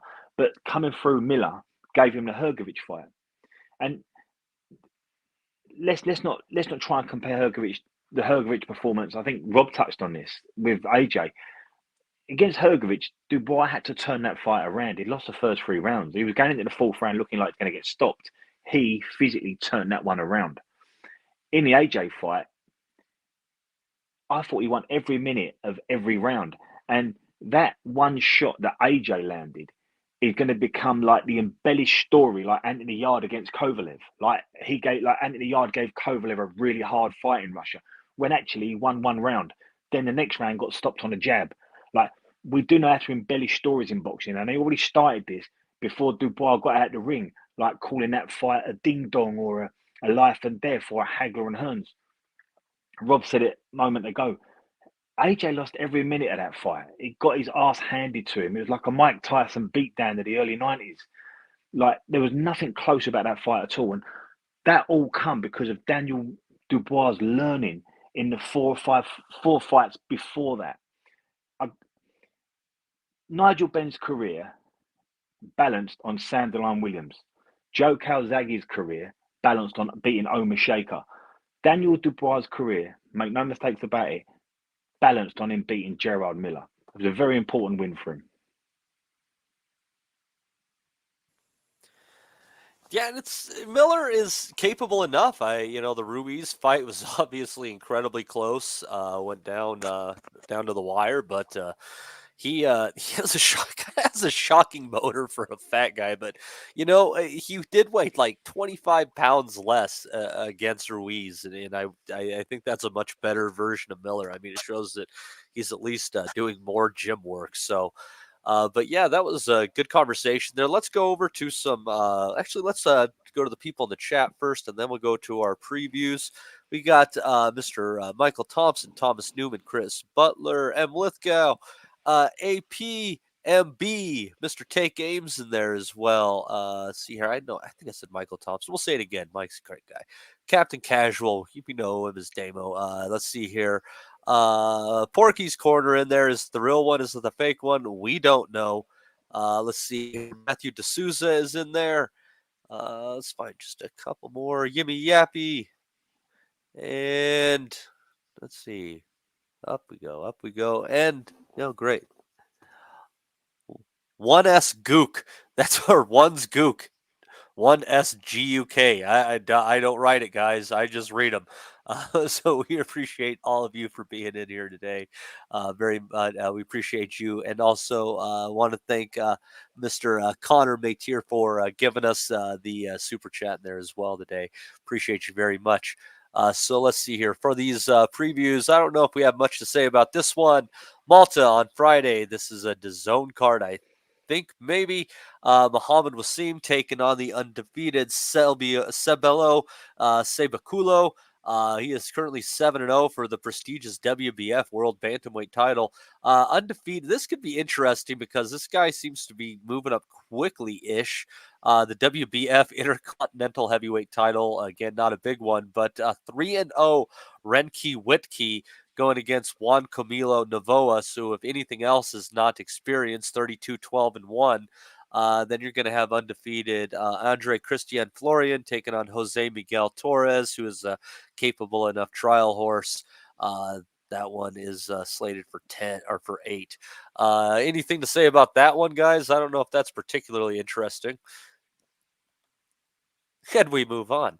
Let's see here. Let's go to Australia. The only fights listed on this one right now. We'll only talk about the one at the top. Mr. Alim Hanala going down to Oz, taking on Andre Mikhailovich. I don't know what to think about this one, guys. He's been on the shelf for a while, and I know we give him some crap for how he's performed, but he only had that one distance fight recently, and that was still a few years ago. Are we holding Alim Hanala to too high of a standard, Rob?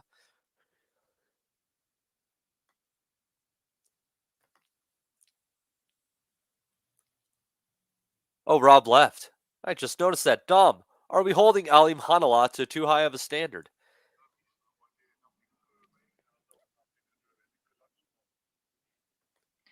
Well,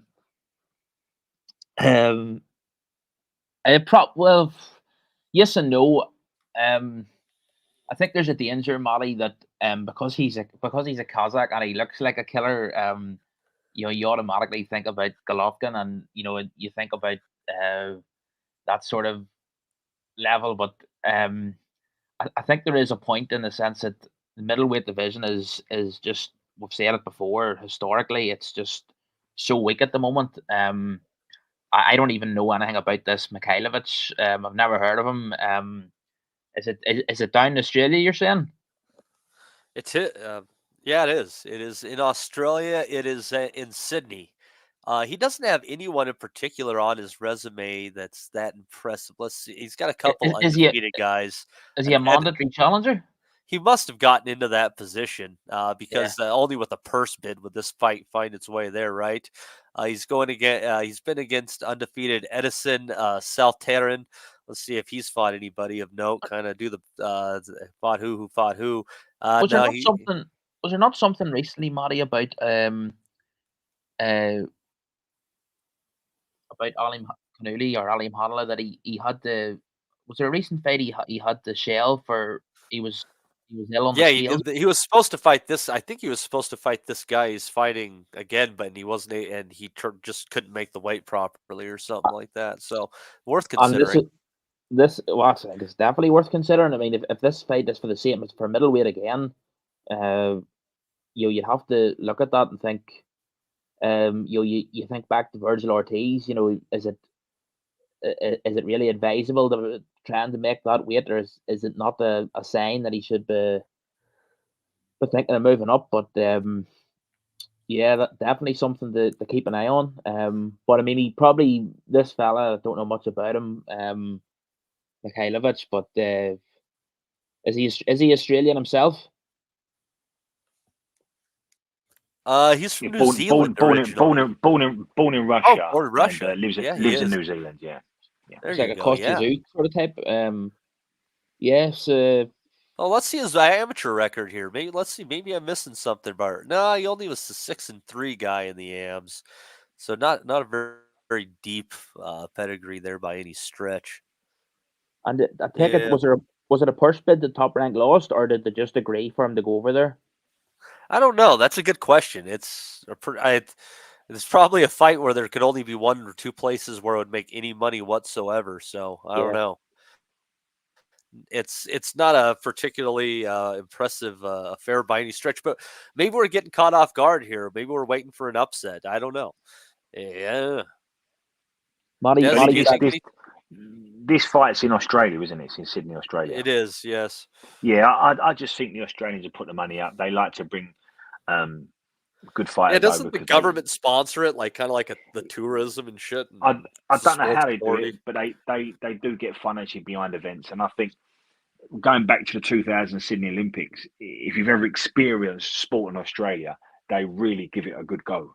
So this strikes me as they've looked at Gianni back and thought, let's bring him over. They've got a kid here that's never travelled. He's got very limited amateur experience. He's not beaten anyone to note in the pros. I think Gianni Back beats him soundly. Probably does to him what he done at Denzel Bentley, Danny Dignam, and who's the other Brit that Gianni Back boxed. But I think it's going to be similar to that type of thing. And I don't think Gianni Back comes out of first gear and probably goes to a point decision, depending how tough Mikhailovich is. But yeah, it stinks to me of Australia bringing a good fighter over with a world title to promote their involvement in sport. Yeah, and it's in a piss poor middleweight division right now that's just waiting really for someone to take it by the balls. So anyhow, that one's Matt, can I say two things, Matt? Sure. If Damo's in the chat, Captain Casual, the name I was looking for was Kit Simons. You'll remember that from we had a conversation earlier. And Dominic likened Dubois to Sonny Liston. I've been scratching my head. Who does he remind me of? He reminds me more of a Primo Carnera type. He's big and quite, I hate saying the word simple, but very laid back. And I think he's more Primo Carnera than Sonny Liston, Dom. Mm-hmm. The gentle giant. I took the Sonny Liston analogy from Barry McGuigan from his column. But just on Alim Kanuli in middleweight, I'd like to see him fighting Hamza Shiraz. I think that's a very good fight. It's a good fight, yeah. And Shiraz he's got the size. I mean the size difference in that Tyler Danny fight, I don't know. It's probably a combination of Shiraz being huge for middleweight and Danny being small for middleweight, but it was quite dramatic size difference. But that's probably the only sort of slight tangent of interest that for us if Shiraz gets a fight with Alim Kanuli. But I'll let Rob go in there, Matty. I don't know if Rob has anything to say about Alim Hanalov. Do you, Rob? No, not really. All right. I think they have that one, Dominic. Hospital thoughts there. I would say I've said it before. The middleweight division now is the worst I've ever seen it in my lifetime, and I'm old as fuck. So I remember it being good for a long time and it being bad at different periods, but it's never been as bad as it is now. Like, never. I almost think that fucking Bud can clean it out in 2 or 3 fights if he wanted to. Maybe, but he's not Superman either. Like he definitely had trouble with Madrimov, didn't he? That he hasn't had previously. I think Alim Hanalov's the only one of those guys that's anywhere near the capabilities of Madrimov, though. Yeah, maybe. But I don't even like the Fundora fight for Crawford. I think, I think he'd beat Fundora or whatever. That's going to be next, isn't it, for Crawford? Sebastian Fundora, No, it's supposed to be Madrimov Fundora. Madrimov They're Madrimov definitely offset Crawford, and he had Crawford thinking, and I thought Crawford won 9 of the 12 easy, maybe even 10 of the 12. But he had Crawford thinking, Rob, didn't he? Like, and you didn't see the same Bud that we've seen, like we saw at 147. It was a very conservative, very methodical, very cautious Bud Crawford. He knew Madrimov offered something different. So for that reason, I'm not quite sure if we see him hang around there too long or go That's what up I'm saying. even more. It was like we'd seen up until he grew. There was one time I even thought Crawford might be too small, 47 for Spence, but that's going back 7 years or so. And I agree, Rob. Spence seemed like the biggest welterweight in the world at that time. Yeah, Like he was huge. Yeah. But when he grew into 47, he even had that over his career from 35 to 40 to 47. Is that moment when Bud Crawford feels under pressure and he's like, right, now's the time to turn up the heat and I'm getting this fella out of there. And I just never got the feeling in the Madrimov fight, even though he was winning it, that he was going to go through the gears like that and stop him. So I don't know what it looks like. I think 60 would be a big ask. Like I really do. And something he'd done, Rob. He came out guns blazing in round 12, didn't he, Crawford? Which suggests to me that he was holding back. He didn't want to let that go because he knew that I can't fight this fight like that. But he could do it in the last round, but he didn't want to do it round 6 or 7 onwards because he knew this isn't the type of fight that wins me tonight. So I totally So where agree. did I get that Fundora and Crawford fight out of? I just imagined that today. Is that not happening? Because Crawford should be able to enforce that fight if he wants to, based on his position. Right. But it sounds like they're trying to make Spence against Fundora in Dallas at the stadium, possibly, or something. What's sake?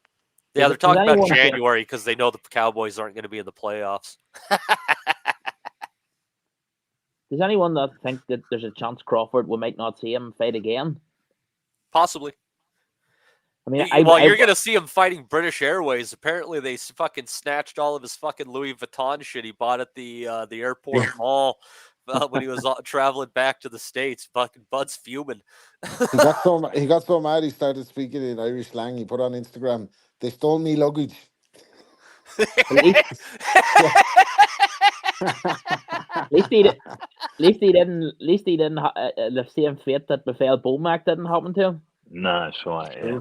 That's why they went looking in the luggage and say they're like, "This is one of Bowbank's made. What's in here?" Yeah, and I know that we don't have like an official Bellew of the week fucking this week, and we'll try to get going again, folks. Honestly, but this is a good one from AI. I was just randomly searching to see if there's any history between Lauren Price and Terry Harper, and this is what it says.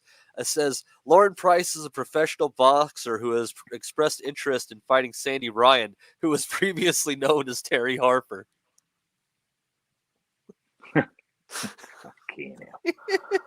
I'm not too worried about the computers beating us yet. They're obviously at a deficit. So let's see here. This card that we got on Saturday, this is probably the most interesting one of the week, I think. I might do a little scan just to make sure I'm not missing anything else. Start at the bottom, work the way up. I think these three fights are probably, we'll say four. We'll say four. Just, four. Let's see here. So we have, let's see here, 15-0. Looks like Javier Herrera taking on Oliver Flores. He's 15-0 as opponent's 31-5-2. That could be interesting. Good experience there. 12-1 Andrew Kane taking on 11-1 Lazaro Caceres with a bantamweight silver trinket on the line. Undefeated Jack Rafferty taking on undefeated Henry Turner with the batch of British titles up and Commonwealth titles up for the grabs there in the 140-pound division. And then Nick Ball defending his belt against Mr. Ronnie Rios at featherweight. It'll be interesting to see here. Rios, he had to win his last time out against Nicholas Polanco. Yep, that was on Pro Box. I remember that. He did lose by TKO to Akhmadaliev in his fight prior, but he hadn't been seen in the ring until he got in there against Polanco. He's getting this call. He just must barely be in the ranking there. And I don't even see that Ball had title up for grabs on this one, so who knows? But what are you guys? You think there's a chance, Marty, the title may not be on the line? Maybe. But like the Warrington Kakachi last weekend? Yeah, where they're just saying we just can't do this, which is, I mean, good because I hate when they pull these fighters into the rankings just so they can get the shot. It's ridiculous. And Ronnie Rios is a decent enough fighter, but he's probably seen his best day at this point in time, and I would expect Ball maybe to get the better of him and do it big this time out. But I don't know. We'll see. What do you think about that card, Des? You had a little chance to look at it.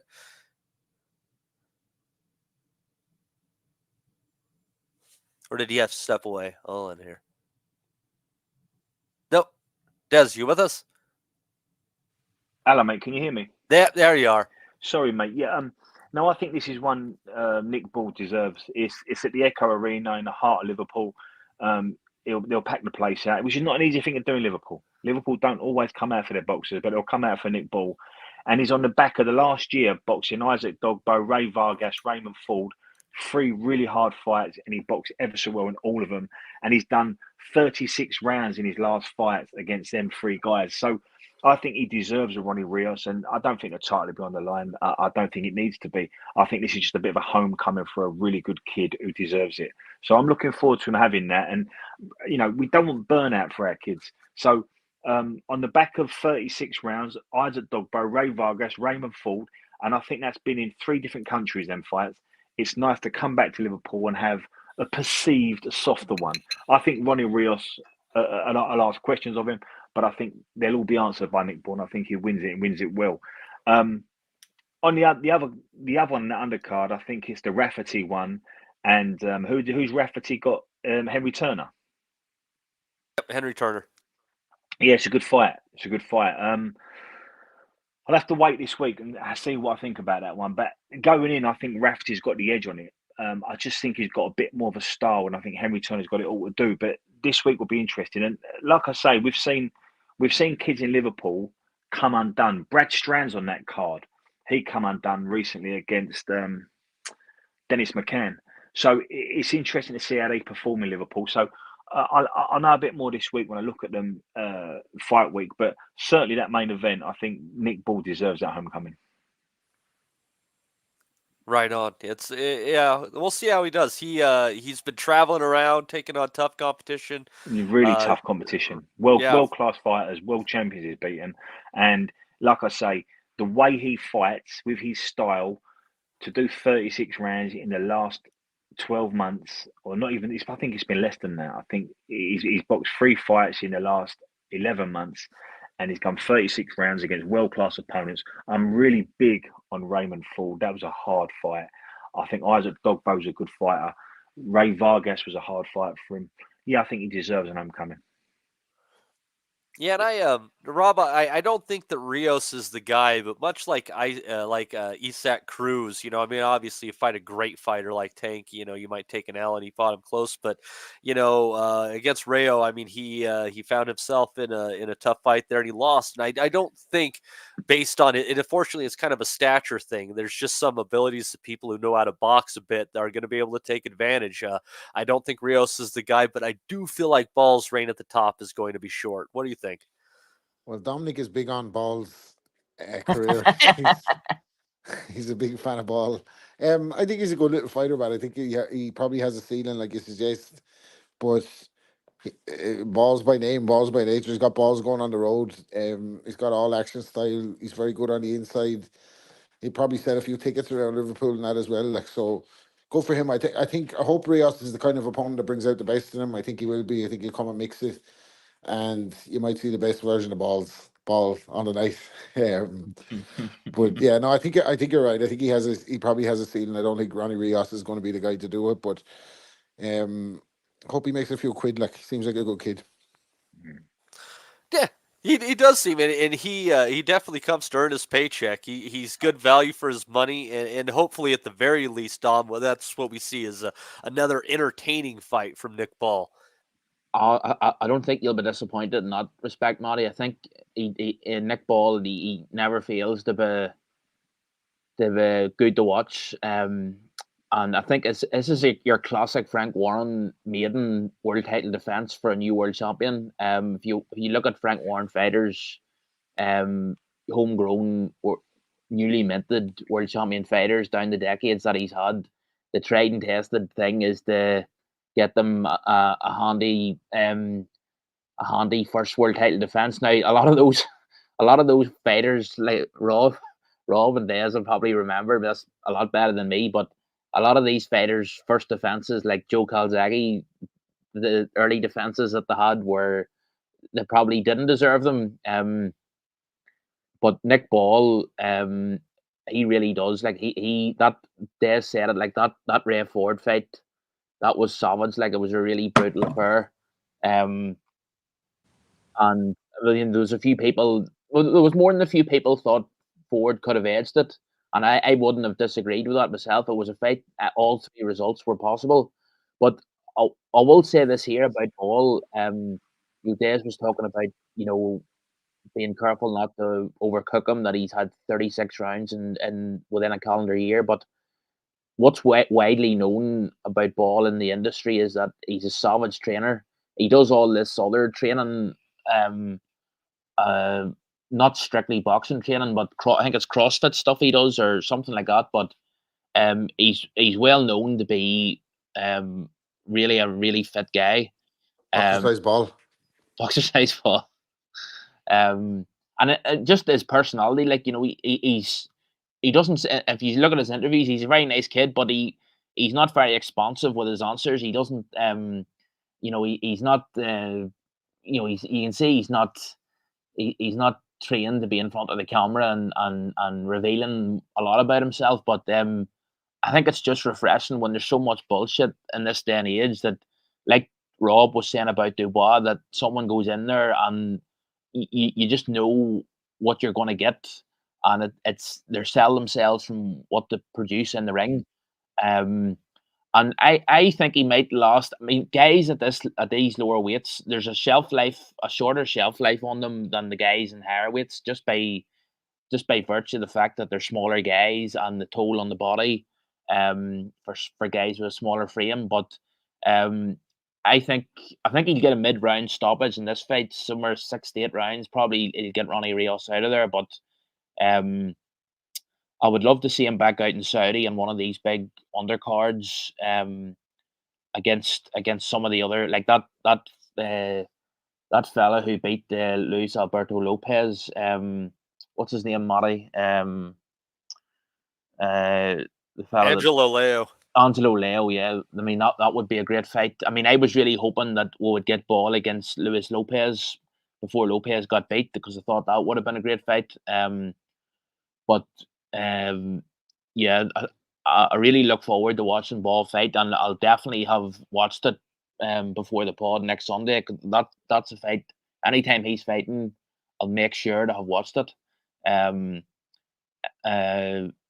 So yeah, the featherweight is one of the there's also the kid Rafael Espinoza who beat Rebezi Ramirez, and I think Top Rank, their plan was to sort of match Espinoza against Luis Lopez down the line before Lopez got beat. I think the initial plan will be for Ramirez to get the rematch with Espinoza, and for the winner to fight the kid who beat Lopez, Leo. But Ball against any of those is a great fight, and I wouldn't write him off in any of them. I mean, he really physically he's a bull of a he's tiny in stature, but he's strong as a bull. And I just love the way he throws. I love the combinations he throws, frequently ending on an uppercut. You saw that against Ray Ford a lot. But it'll just be interesting on the back of the Ford fight being such a savage fight, as we've already referenced. It'll just be interesting to clock how he looks after such a savage fight. Because I mean, the fight before that, the one that was a real stinker against Ray Vargas, that wasn't a grueling fight physically. It was more just tactically and sort of mentally. It was frustrating for him trying to get inside on a guy that was so negative and so tall. But the Ford fight was the sort of fight that takes years off the fighter's career, of both guys. So it'll just be interesting from that perspective to see has it taken anything out of him. But yeah, I'd say a mid-round stoppage for Nick Ball.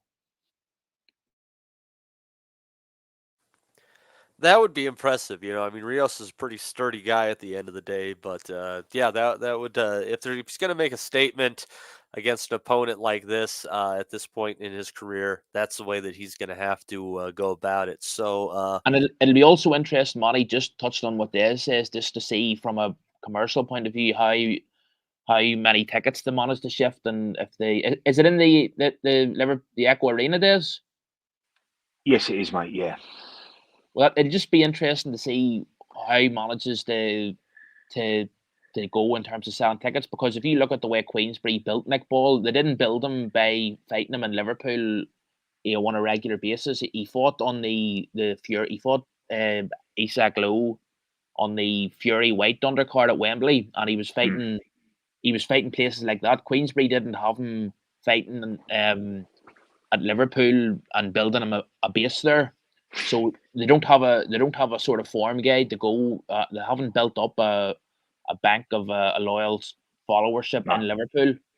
And Liverpool's always been a hard sell for some reason, Dom. I mean, they love it. Yeah, I mean, but yes. So that's an interesting point. So, I'm not from Liverpool. It's not a big city. It's like two London boroughs. So it's very tight knit. It's very close. They've got a great community. And without being disrespectful, if you've met one Scouser, you've met them all, because they're a tribe, they're a unit, and it goes for them. And if you can get something going in Liverpool, you've got a real good, strong community behind you. It's 11,000 seats, the Echo. So I'm not quite sure he'll do that, but if he gets 6 or 7 in there, that will be a real statement of intent for Nick Ball. But bearing in mind, I think there's 500,000 people in Liverpool, so you're asking an awful lot to get 6,000 or 7,000 people down to the Echo.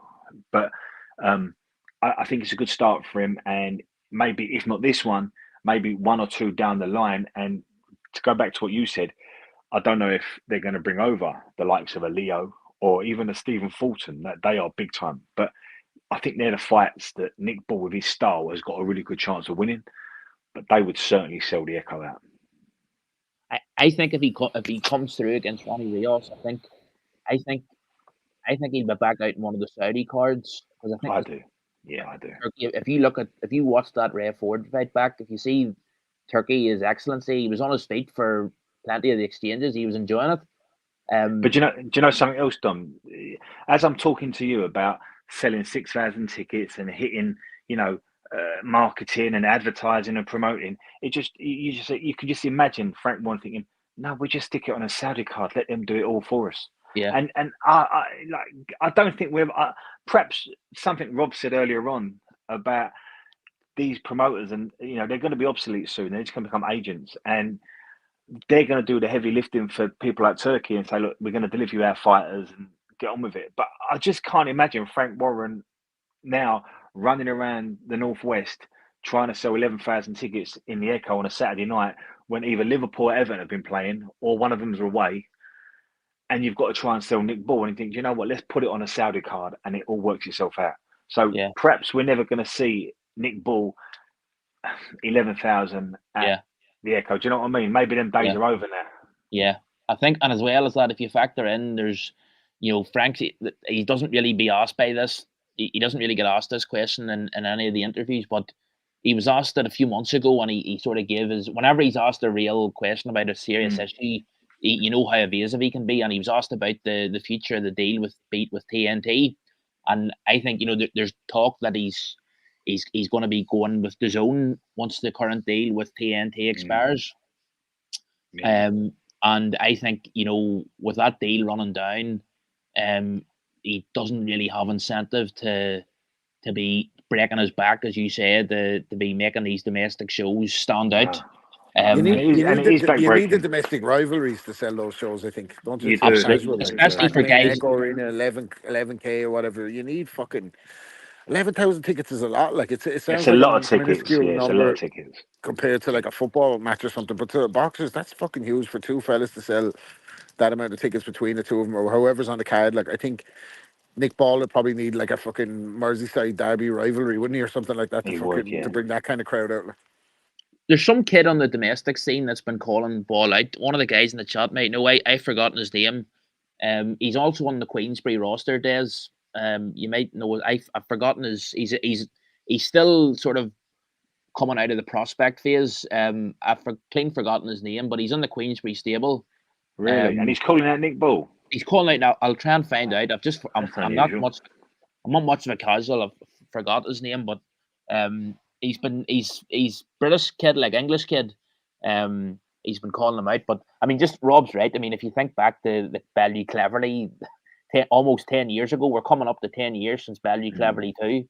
But that was at the Echo Arena. But they had to put that undercard. Well, I say it wasn't a great undercard. It was just all the names. It was the Gale and Groves and Quigg, and they were all. But even when Bellevue had Dom, when he had that world title fight against, remind me of the kid's name, Dom or Rob. Makabu? Was it Makabu? Yes, at Goodison. And that was on a Sunday at Goodison. They didn't sell that, did they? I mean, that's a big stadium to sell, but I think they shut as one of the stands or two of the stands down. No, it was like with Kevin. It was like when Kevin Mitchell boxed at Upton Park. It wasn't the stadium. It was just a half of the stadium. Yeah, I remember watching that in Albufeira, actually, Bellevue and Makabu, and I was actually rooting for Bellevue. It's I was, yeah. It's a good win. His fucking skill was a gift and a curse, wasn't it? Because he was able to move tickets because he could open his mouth, and because he opened his mouth, he became fucking Bellevue of the Week fucking icon because of the shit that he used to come out with, but he knew how to sell a fight like Tony. But even though we're talking about, we were talking about AJ and his popularity. AJ, I mean, I know Carl did it with George Groves, and that was just one of those moments in time. But he never sold stadiums before that, and never sold them after it. AJ's consistently sold out the Principality, Tottenham, Wembley. AJ's a stadium filler. Now, do you remember when Frank Bruno won the heavyweight title against Oliver McCall? Yeah. Where was that? Wembley. How many people were there? Well, I know. I know what I know it wasn't anywhere near full because I remember watching Frank's. I remember watching his ring walk. Not even half. The reason I was watching the ring walk was because I loved that Frank Warren did the ring walk for him, and he had all Elgar's Land of Hope and Glory. The one that's put at the proms, right? Yeah.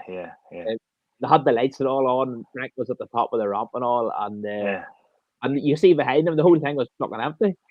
There wasn't. I don't think there was. I don't think there was 30,000 people in there. So yeah. That's the point. That's the point. Frank Bruno on his world title night fighting an American WBC champion. They still couldn't sell Wembley then. It's a hard sell, boxing. It's definitely a hard sell, but Bruno existed in a different time in British media because it was the most ruthless time. The 1980s and the 1990s for British sports stars, like they built them up, and then the minute they fucking had that first day, they absolutely ripped them asunder. So at that stage where I think Bruno was going for his fourth tilt, wasn't he, at a world title? He'd been knocked out by Bone Crusher Smith, Tyson, and... Sorry, Robbie. Sorry, Robbie. It was his third one because Bone Crusher wasn't for a title. Wasn't for a title. So that was in Wembley. Witherspoon was for the title. Tyson was for the title, and this was his third go. You're quite right, third go. Yeah. So he'd been knocked out or whatever. And I remember the British media, like the newspapers and that, like they used to fucking disparage the guy much. Like they loved him, when it was, Ari, and it was all great. Like, and then the minute he fucked up, man, they were on him. Like, so he was under huge pressure. Like, and I don't think he was expected by many to win that fight. Like that was a great fight. To look back to anyone, I'm sure all the listeners have watched it. Like, but just the whole atmosphere of the night, and if you watch McCall's ring walk, you can see what was going to happen in hindsight. You look at him; he's almost crying on the ring walk. Mm. I don't know. I think he always maybe was like that. A lot of his fights crying on the ring walk, but you got. Well, that's what heavy cocaine used to do to you, Dominic. Well, no. I'm speaking of, I'm less informed in these things, Rob. But yeah, it's. It was like all the heavyweights in the 80s were on coke. It was part of the fucking training regime back then. The American heavyweights were all fucking coked up. There was Witherspoon, there was Tony Tucker, there was Mitch Blood Green, there was fucking Oliver McCall. It was just fucking. That's what you do. You see they're saying now that the snooker are being tested, the players are being tested flat out for that there now. Because they say it makes the players the taking it makes them more aggressive, so they're going for all these shots on the billiard table, because they're coked up, and so they're testing them flat out for it. Like, but there's funny if you watch Nigel Benn. Oh, Nigel Benn is wielding the jack. He's holding the flag as Bruno comes to the ring, and he's dressed like a slave holder. Yeah, he's wearing some sort of he's wearing some sort of I don't know. Prince Regent get up, isn't he? Yeah, it's like a Blackadder II, isn't he? Yeah, I get it. Yeah. I don't know how to describe it. It's like something from. It's like he's like the plantation master or something. Like I don't know. If you recall, Dom, I think 6 months before that was the fateful Gerald McClellan fight, and Bruno was ringside banging the apron, and he really gave Nigel Benn all the support he could. And Nigel Benn said, "I want to be on that card, and I want to get out to ringside to give Bruno all my support." So I think Nigel fought Vincenzo Nardiello on that card or something like that, and he had a hard fight. And then did he actually fight on the undercard? Did he? He boxed on the undercard, yeah, and he jumped in, had a quick shower, then got out there, and he kept driving everyone mad, banging ringside on that night as well. Nigel Benn was told to sit down a few times, and so it was returning the favour. But yeah, going back to the original point, boxing. Going back to what Rob said, boxing has always been a hard sell. Liverpool, the Smith brothers never really sold Liverpool. Bellew never sold Liverpool. I don't think John Conti ever sold Liverpool. He done a lot of his boxing in London, and he was brilliant. But Liverpool's not a huge place, like compared to like London and compared to other cities in this country. It's not huge, and it's a football city. Yeah. And if Liverpool are playing Newcastle, there's a lot of sports fans at the city that night.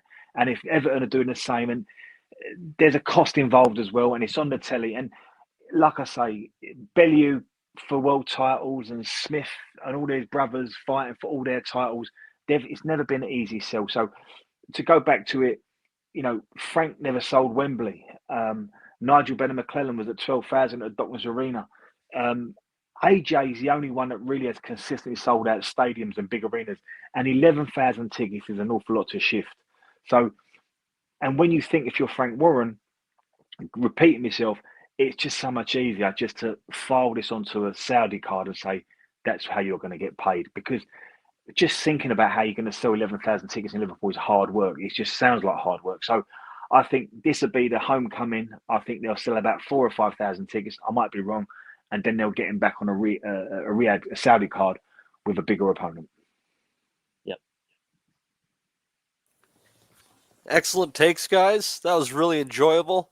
Next week, we're going to be back here, obviously, to get into some Better Biev and Bivol action. I think there's also, the week after that, I think we'll be talking about the Japanese cards. There's like 3 days in a row of Japanese boxing. Should be a kick. We got some good fights coming up around the bend here. I think next week maybe we'll even do kind of a Thursday, Friday thing like we did for Joshua against Dubois. That was a good time. I'd like to thank everybody for stopping into the chat. I'd like to thank Connor for kicking in a couple of bucks in the super chat. We really appreciate there. You guys can check us out. Everything will be uploaded by the time you wake up in the morning onto Spotify, all the places you like to listen. We're live here every Sunday at 8 o'clock UK time, 12 o'clock Pacific here in the States. I've been your host, Matt DiGelinardo. I'd like to thank Dominic, Dez, and Rappin' Rob Kelly for joining us today. We're going to see you all next week. As we said, got a lot of good stuff ahead, and you folks have a fantastic week as well. Catch you next time. We'll never forget. I think that's good happening. Go to move! We want to be honest, yeah?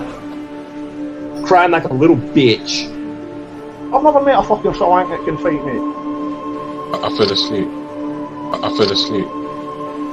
You're a fucking bum, you're a fucking asshole. Rumpo fucking Stiltskin. But allegedly, Oscar Rivas has failed a test. 7-year ain't. 7-year ain't. I will fucking smash fucking you. I hope you fucking die. Be safe. I love Boxing Asylum. It's as simple as that.